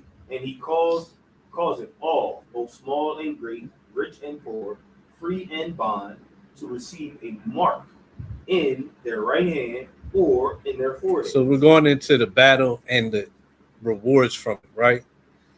And in the future, it would be this beast that would cause people to choose evil, right? And that's what it means by causing them to receive a mark in the right hand or the foreheads. They've chosen the evil. You understand? And we know this dragon, that's America. That's Esau, right? Revelation 14:9-10. So that's the whole goal. That the dragon was to make you receive this mark. Receive is something you do at will, by the way. You're going to receive a package. That means you take the package. It just gets dropped off, right? If it gets dropped off, but you don't take it, you didn't receive it, right? Simple things. Go ahead. Revelation 14:9-10. Speaking of those that choose the evil. And the third angel followed them, saying with a loud voice, If any man worship the beast and his image and receive his mark in his forehead or in his hand. You choose to worship the beast. You choose to worship Caesar Borgia. Man-made false Christianity, right? Go ahead. The same shall drink of the wine of the wrath of Yahweh, which is poured out without mixture into the cup of his indignation. And he shall be tormented with fire and brimstone in the presence of the holy angels and in the presence of the Lamb. See, so he's not going to put just put it in your heart to obey because he made you to face a battle, right? To choose the good, to overcome evil, so that you can receive something. Those that chose evil after the so that we read in Ezra's is for a said time, set amount of seeds, right? The evil fill up. So once all these people they chose the evil, that's the end of their battle. They face the what? The fire and brimstone. They face that judgment of death, right? The final judgment. Or video games would say that final boss, right? Second Ezra 2:38. So now the other side of this battle. Arise up and stand. Behold, the number of those that be sealed in the feast of the Most High, which are departed from the shadow of the world and have received glorious garments of the Most High. Take thy number, O Zion, and shut up those of thine that are clothed in white, which have fulfilled the law of the Most High. The number of thy children whom thou longest for is fulfilled. Even though this chapter came before, it's just a little, this is the end. Then Ezra comes back in chapter 3 and starts asking why this is, why that is. And it said, when the number of seeds is fulfilled in you. Yeah, once Israel has came and fought and went through captivity and went through punishment and got chastised and got right, the number of seeds is fulfilled, kingdom time. For the wicked, we just read it, judgment time, right? So the longest for is fulfilled. This is why. This is why he's given that time period for Israel to be put through that furnace, to be made gold. Go ahead. Beseech the power of the Most High, that thy people which have been called from the beginning may be hallowed. And hallowed means made what? Basically made special, different. To be gold. Gold does what? Goes through fire, has the dross burned off. So that's why. This is why he can't just put it, well, he can. He won't just put it in your heart. Just people obedient to God. Candy canes, lollipops. All right, before we get it, let's finish out. Let me make sure. Yeah, let me finish out my last scripture and then we get it. So Revelation 22, 14, 15. Blessed are they that do his commandments, that they may have right to the tree of life, and may enter in through the gates into the city. And we at 2 Ezra 7. And how do you enter in through the gates? First going through the narrow. Go ahead. For without are dogs, and sorcerers, and whoremongers, and murderers, and idolaters, and whosoever loveth and maketh a lie. These people love it. And that's why. I'm not just gonna put it in y'all because I made y'all choose, and I want the best. So I want the wicked to live and prove their wickedness, and I can destroy them off the face of the earth. And I want the good to prove that they were good. Another scripture says I made everything 2 and 2. The good versus the evil. You can't, if he just made everything to be good, does good really exist? Nothing really exists. It's just AI. It's just AI world. So I'll rest with that. So what you got? Mark 2, 21 and 22. Let me pull it. Mark 2. Mark 2, 21 and 22.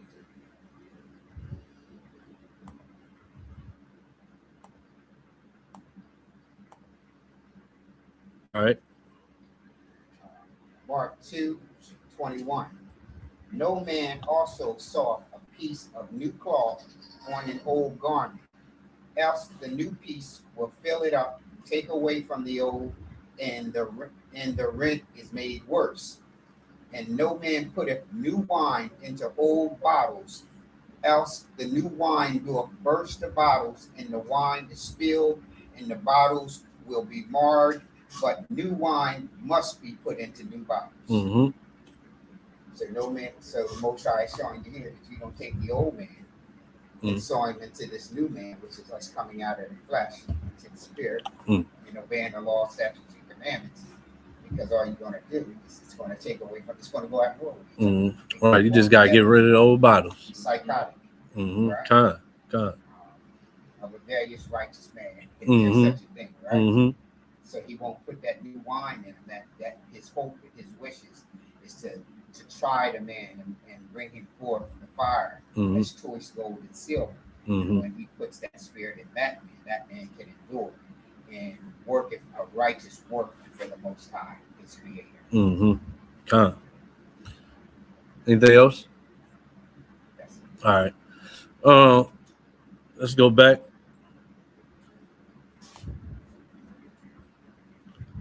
Deuteronomy 5:30. Deuteronomy 5:30. Go say to them, get you into your tents again. But as for thee, stand thou here by me, and I will speak unto thee all the commandments and the statutes and the judgments which thou shalt teach them, that they may do them in the land which I give them to possess it. Ye shall observe to do therefore as Yahweh thy power hath commanded you. Ye shall not turn aside to the right hand or to the left hand. Ye shall not walk in all the ways which Yahweh thy power hath commanded you. Ye shall walk in all the ways which Yahweh thy power hath commanded you, that ye may live, and that it may be well with you, and that ye may prolong your days in the land which ye shall possess. Chapter 6. Okay. Deuteronomy chapter 6, verse 1.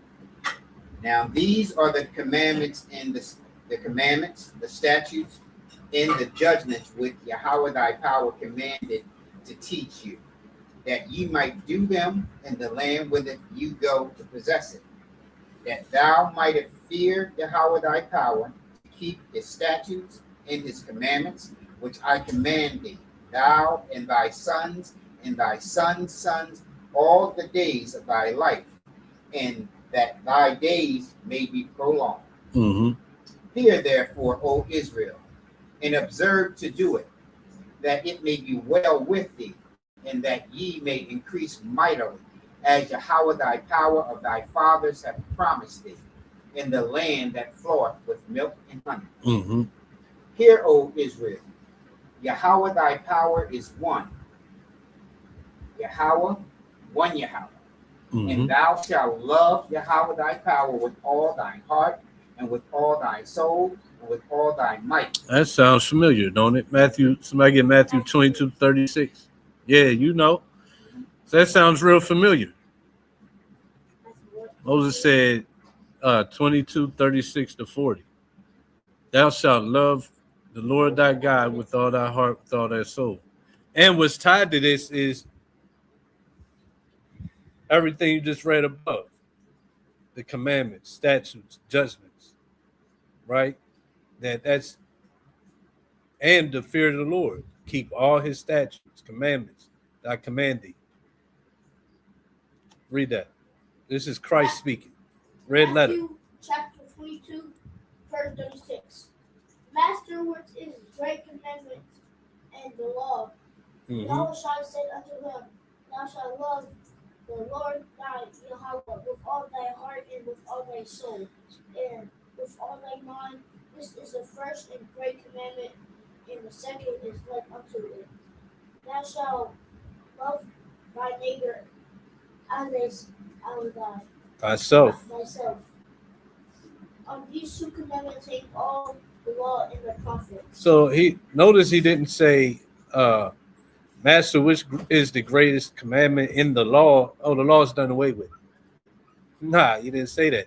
He quoted the law. Love God with all thy heart, thy soul. Love thy neighbor as thyself. That's Leviticus 19. Right? And then he gave understanding on these two commandments hang all the law and the prophets.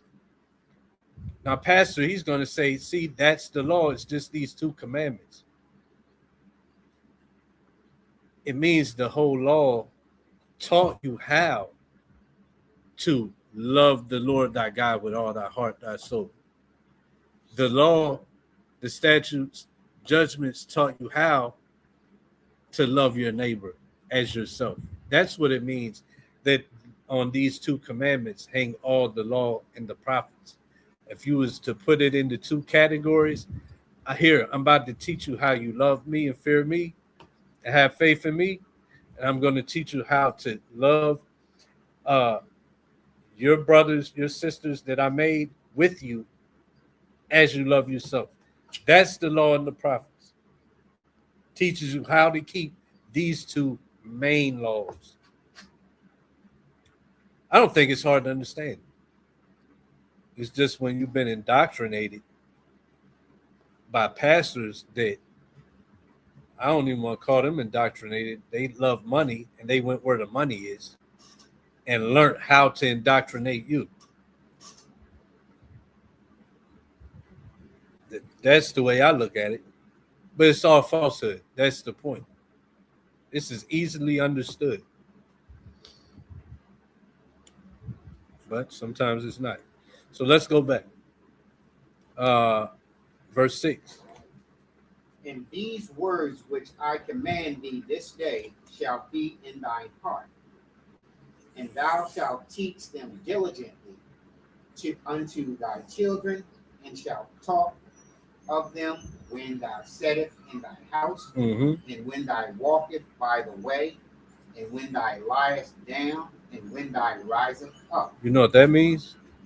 Throughout the day. Yeah, but I want to go somewhere that it means you have to be there at some point.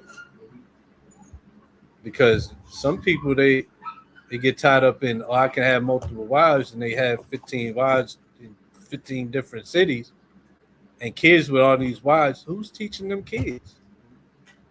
Yeah, you can have them, but you got to remember, all things are lawful. All things are not expedient.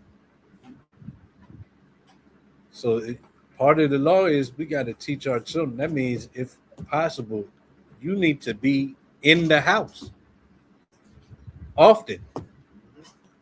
Or else who's going to teach them? Or then you got to take time to teach the women. So now that's possible. But that means you got to what? Invest time in women. So it's hard to just be collecting new wives and then to have the women taught enough to teach the children.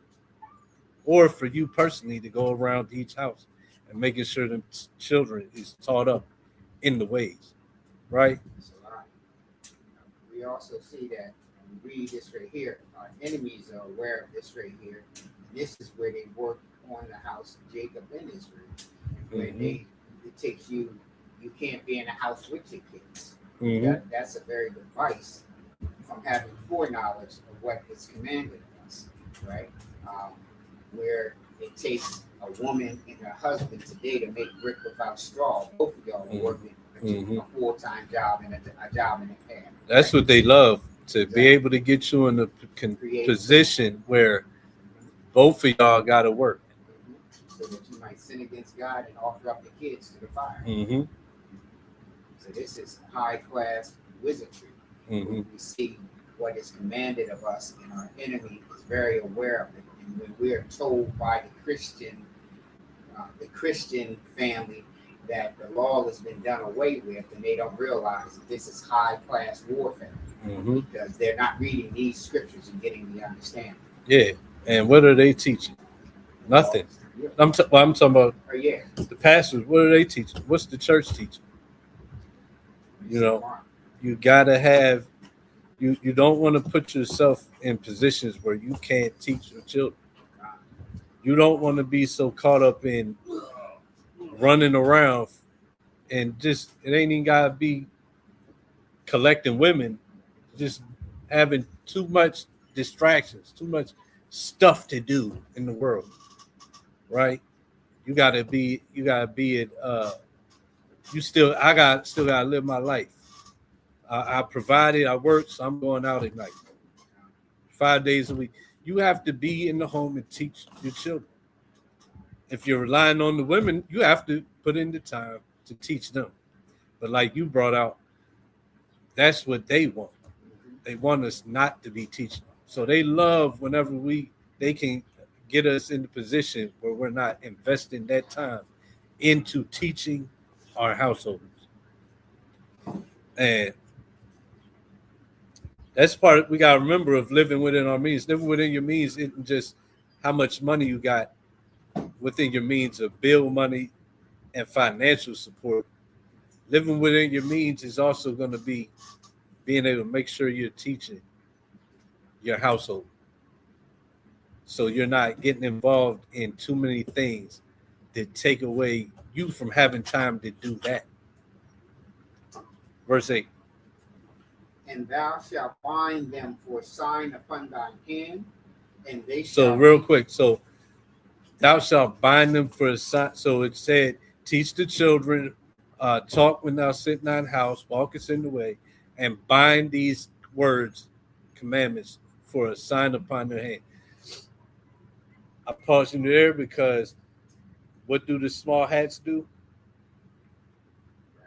They wrap a damn little miniature microscopic worded Bible on their hands. You can't even open it and read it. Right? Somebody gets Psalm 111 and 7 8. So that's not what it's talking about. That's once again misunderstandings from people who don't have the spirit. The spirit wasn't given to them. The understanding wasn't given to them. Even if you want to take this as a physical thing, right? When you're carrying around one of these, you have it. It's a sign in your hand. You don't have to make a little box and tie that thing around your hand. I got the Bible in there. When do you read it? I tried. I can't. Makes no sense. Psalm 111, 7, 8, just to show. So, what's it talking about? How do you bind it for a sign upon your hand? Psalms 111, 7. The works of his hands are veritably in judgment. So what's verity in judgment? The works of his hands. The hands shows you your works. So and your works should be verity in judgment, right? Go ahead. All his commandments are sure. They that stand fast forever and ever, and are done in truth and in uprightness. And David, he's speaking of the Father. But so it's saying, yeah, the works of his hands. This hands shows your works. Our works are supposed to be in the model of our Father. So our works are supposed to be in verity, judgment, keeping his commandments. Like we just read from verse 1 down, right? So that's what it means to bind them for a sign upon your hand.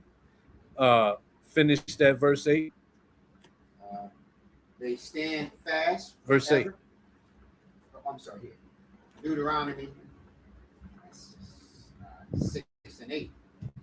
And thou shalt bind them for a sign upon thy hand, and they shall be as frontlets between thy eyes. So stop right there. Another thing they do what? Put a box on their head. Put a box on their head. What's that thing called? Does anybody know? Little square thing. Yeah. I don't know what it's called.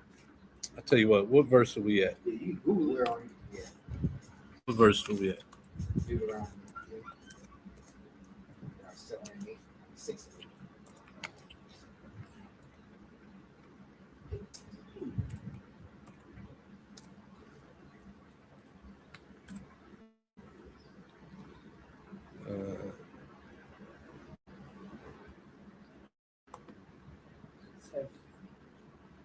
Didn't get the images. It's called a what?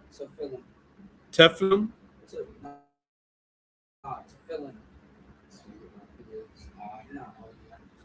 Spell that for me.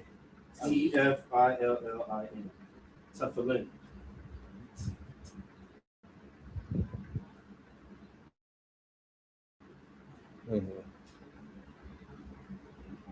What the?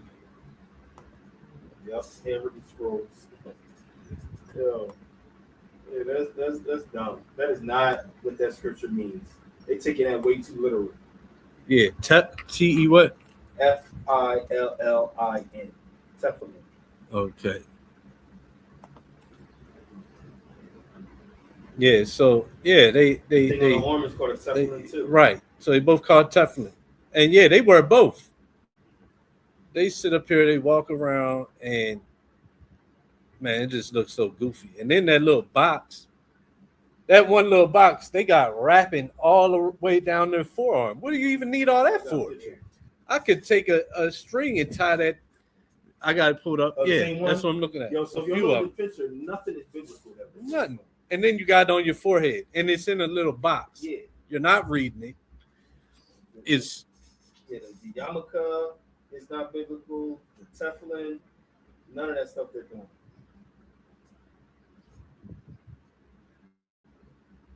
where's the? That's where it just shows like you can't tell me that you don't possess the spirit of wisdom. The Holy Spirit is the spirit of wisdom. There's no wisdom in this at all. These are the flaws that are shown when you steal another people's heritage. You don't know what it means. Right. You walk into the house and you just pick up a note off of the refrigerator and start emulate, start trying to follow it. Well, let's get the true understanding. 1 Timothy 4, verse 14 to 16. So, and they shall be frontlets between thine eyes. It's talking about the laws, statutes, commandments shall be frontlets between the eyes. It's not Tefillin. Is that what it is? It's not Tefillin. This is it right here. 1 Timothy 4, verse 14 to 16. And it reads, neglect not the gift that is in thee, which was given thee by prophecy, with the laying on of the hands of the presbytery. Mm-hmm. Meditate upon these things. Meditate upon these things. Where's that meditation happen? Between in your brain, the frontlets of between the frontlets of your. Go ahead. Meditate upon these things. Give thyself wholly to them, that thy profiting may appear to all. Mm-hmm. Take heed unto thyself and unto the doctrine. Doctrine. So you're meditating. You're taking heed to learning the doctrine. Go ahead. Continue in them, for in doing this thou shalt both save thyself and them that hear. And then because of that doctrine you've learned, that's the doctrine you teach, you speak, the wisdom you share there. So that's your hands in between your eyelids. We're going to get more on it with the gates. Read Deuteronomy 6:9. That's also what Revelation is speaking about, what we read earlier. Mm-hmm. It's your mind, yeah, exactly. your forehead, your thoughts, the doctrine you have, and the actions you perform with your hands. Mm-hmm. That's the mark in your hand and your forehead, not a marker chip. Now, that could be how can I say it? That could be part of it.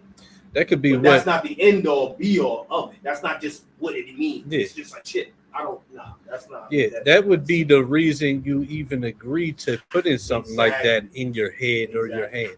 You already have, because think about it. You want to be a robot. Yeah.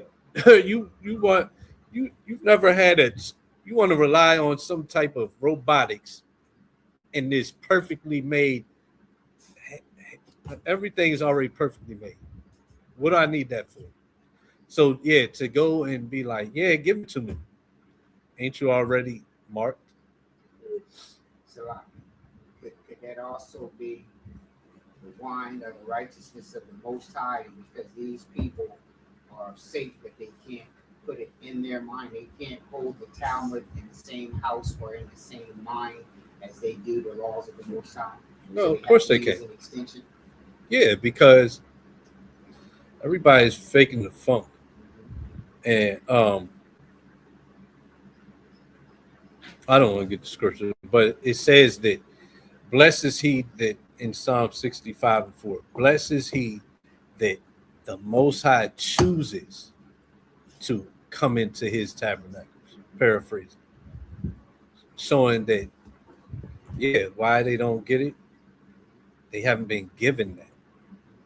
It has to be given from the Father. And they don't got it. So everything they trying to do is just, it's like going into a house and picking up paperwork that you don't know nothing about, just then going outside, try to act it out. And it's all wrong. But because what nothing written to you.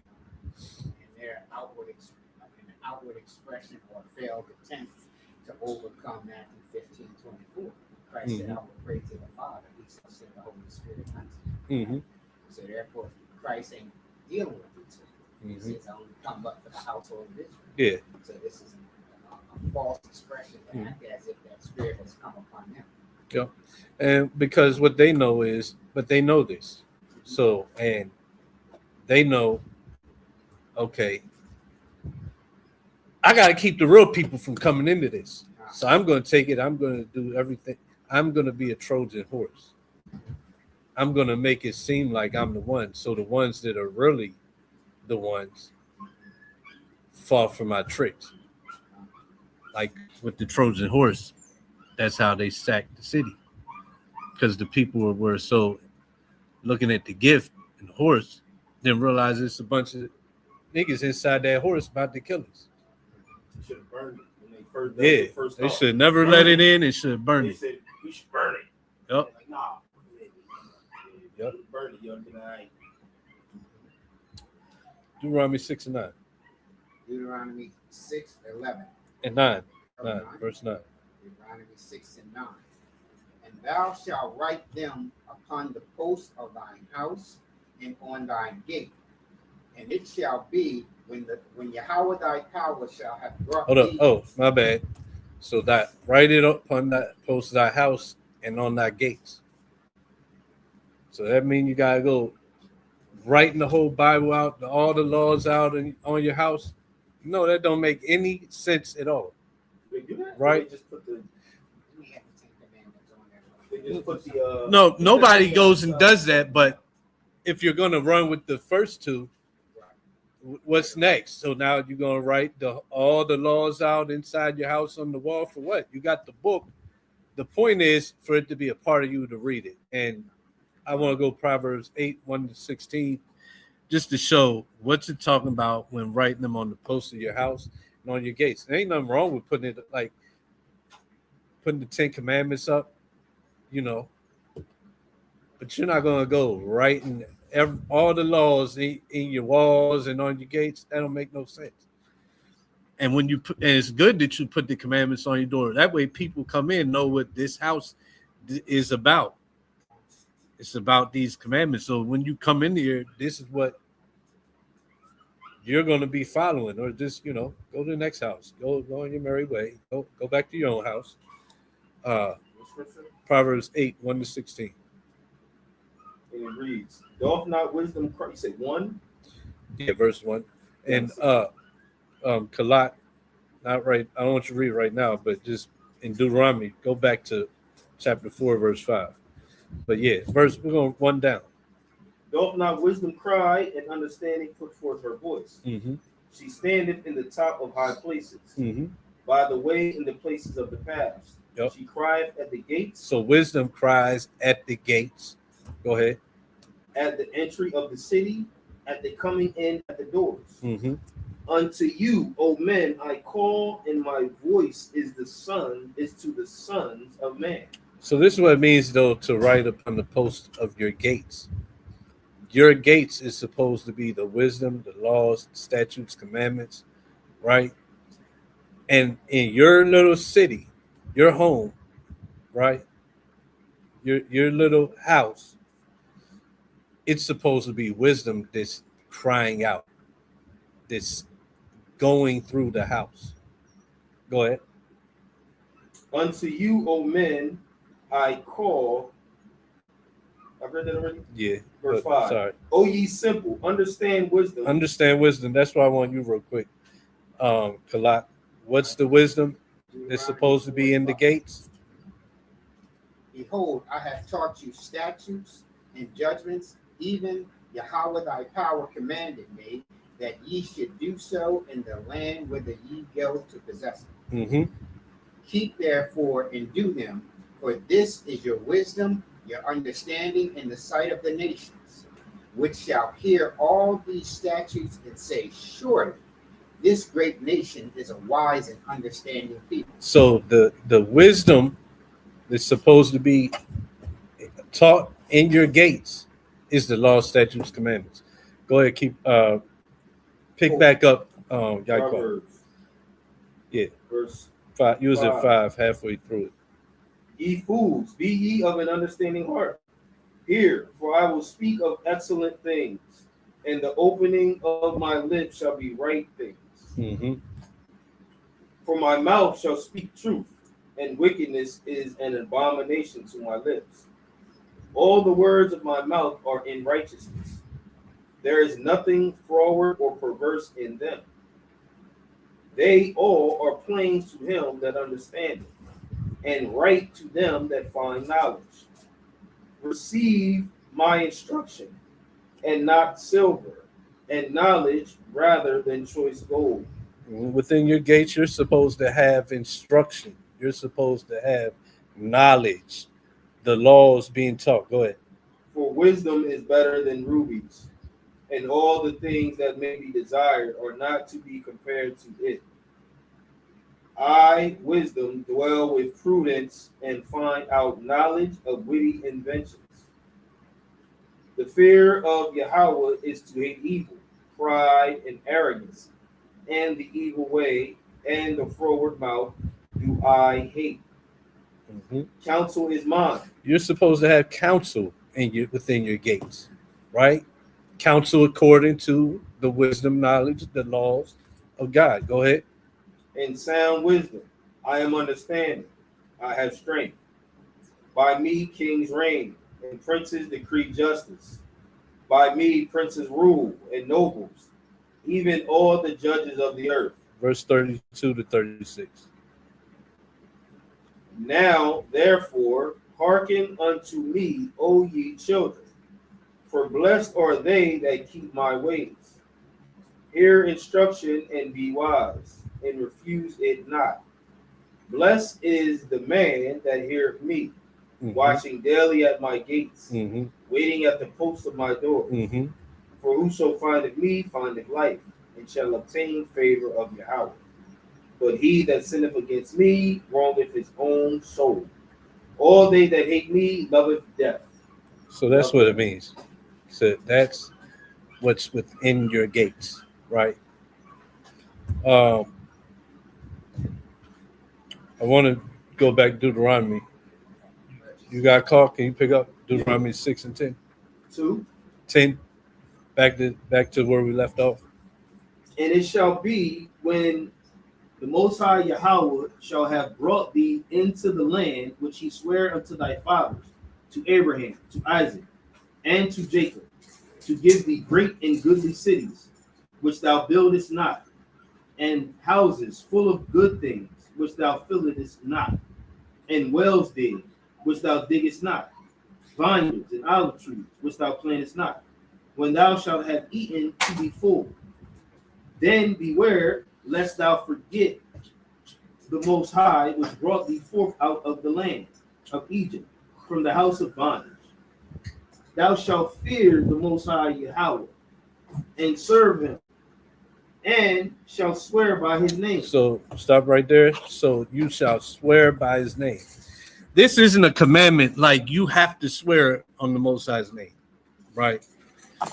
Some people might take it that way, especially the small hats that's super literal and they walk around with a box tied to their hand and their forehead.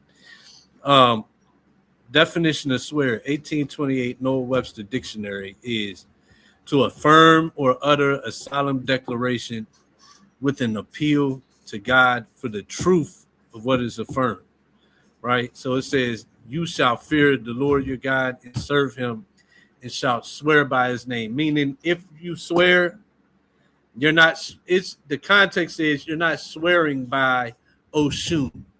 You're not swearing by Ashtoreth or any other false gods. If you swear, you're swearing by my name.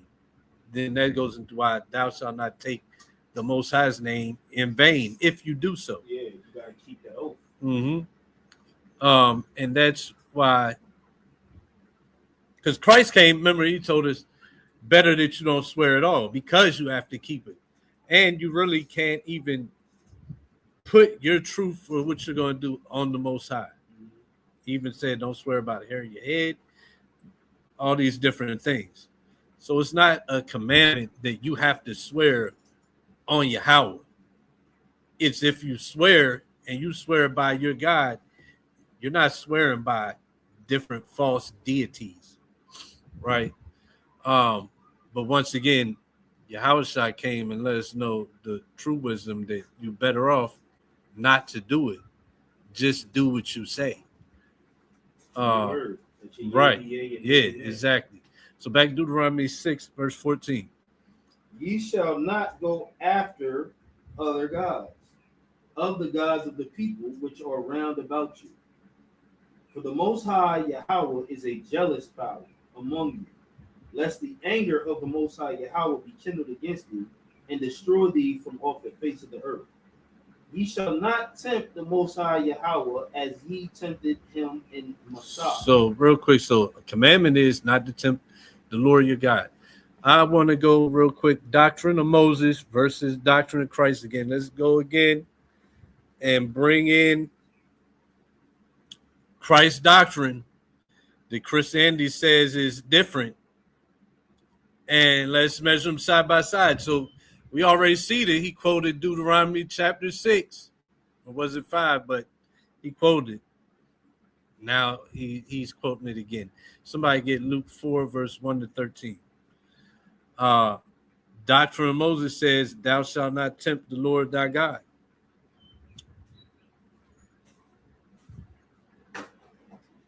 Christ teach something different? No, he quoted it. He quoted it. Luke 4. Luke 4 is 1 to 13. Mm-hmm. Bring that up. Anybody. And Yahushua, Give us the address. Yeah. And yeah. And Yahushua, being full of the Holy Cover the address for you. Luke 4, chapter 4. And Yahushua, being full of the Holy Ghost, turned from Jordan, and was led by the Spirit into the wilderness, being 40 days tempted of the devil. And in those days he did eat nothing. And when they were ended, he afterward hungered. And the devil said unto him, If thou be the Son of Yahweh, command this stone that it be made bread. And Yahushua answered him, saying, It is written, that man shall not live by bread alone, but by every word of Yahweh. So Christ answered, and this is a quote too. This is actually Deuteronomy 8 and 3. So he's like, that word of God. Christ's doctrine, once again, is Moses' doctrine, quoting what Moses brought down in Deuteronomy 8:3. Keep going. And the devil, taking him up into an high mountain, showed unto him all the kingdoms of the world in a moment of time. And the devil said unto him, All this power will I give thee, and the glory of them, for that is delivered unto me, and to whomsoever I will give it. Mm-hmm. If thou therefore wilt worship me, all shall be thine. And Yahushua answered and said unto him, Get thee behind me, Satan, for it is written, Thou shalt worship thy Lord Yahweh, and him only shalt thou serve. First commandment. That's first commandment. Go ahead. And he brought him to Jerusalem and set him on a pinnacle of the temple, and said unto him, If thou be the Son of Yahweh, cast thyself down from hence. For it is written, He shall give his angels charge over thee, to keep thee, and in their hands they shall bear thee up, lest at any time thou dash thy foot against the stone. And Yahushua answering said unto him, It is said, Thou shalt not tempt thy Lord Yahweh. Thou shalt what? Not tempt thy Lord Yahweh. Quote Moses. Same doctrine. Go ahead, finish 13. And when the devil ended all the temptation, he departed from him for a season. And that's when the devil departs. When you stand true to the laws of God. The devil wants you to break the laws of God. These simple Christians is following right behind him. Right? Let's go back to Deuteronomy 6:17. Ye shall diligently keep the commandments of the Most High Yahweh and his testimonies and his statutes, which he hath commanded thee. And thou shalt do that which is right and good in the sight of the Most High. Real quick, diligence, steady application in business of any kind. Steady application. Applying. We're supposed to steady apply these words. Constant effort to accomplish what is undertaken. Exertion of body or mind without unnecessary delay or sloth. Yep, that's how we're supposed to be diligent in keeping these laws, right? The devil wants us to leave off of it. It's supposed to be diligence in that. So why this question? Here we even see faith in works. Mm-hmm. We have to take the word of the Most High as it being His word, Mm-hmm. right? And we have to put it into application. Time. Diligently. Ah, Says without delay, without sloth. Going back to, yeah, you know, what y'all teaching is right, but man, I really like what I got going on. I'm gonna come in later. I still got some things I gotta take care of. No, you're supposed to make no delay. 2 Ezra 3:19, real quick. I'll read it. And thy glory went through 4 gates of fire and of earthquake and of wind and of cold, that thou mightest give the law unto the seed of Jacob and diligence unto the generation of Israel. So that's also another thing that was your nobility of being an Israelite. It's diligence that was part of what the Most High gave you. Part of you actually earning that status of being the chosen of God. Right?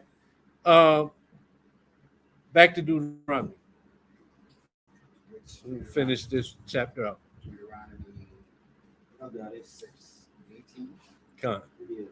Okay, Deuteronomy. There we go. Deuteronomy 6:18. And thou shalt do that which is right and good in the sight of Yahweh, that it may be well with thee, and that thou mayest go in and possess the good land which Yahweh sware unto thy fathers, to cast out all thine enemies from before thee, as Yahweh hath spoken.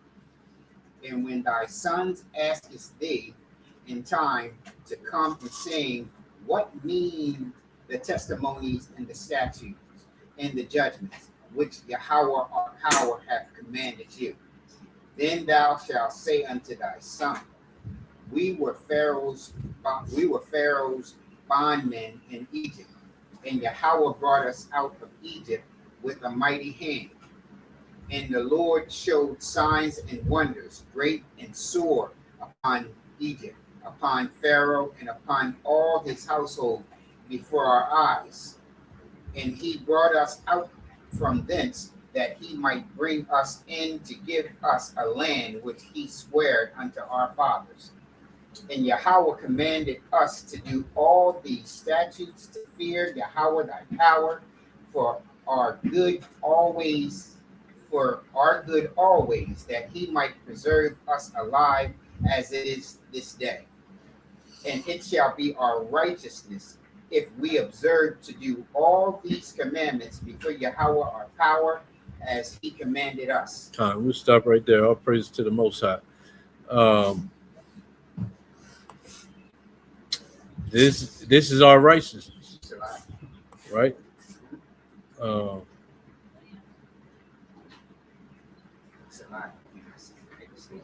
Yeah, Con, go ahead. Yeah, right here when we're reading 21, it says, then shall thou say unto thy sons, we were Pharaoh bondsmen in Egypt, and the Lord brought us out of Egypt with a mighty hand. You Christians, you don't appropriate yourself as the people that was in Egypt. Mm-hmm. Yeah, that's you a believe fact. that there's another people, which means you cut off this right here blessing that comes forth by bring that we're to take and give to our children as an inheritance of the story of our God saving us and bringing us out of captivity. Mm-hmm.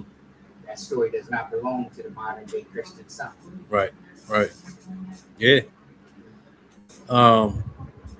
With that, we're gonna close out. That was Deuteronomy 5 and 6. Pick back up in chapter 7 next week. Hope that class was edifying. Um, everybody got something out of it. Don't really have any announcements, so I'll just go ahead and say, give all praise, glory, and honor Yahweh B'Shem Mashiach Yahweh Shai.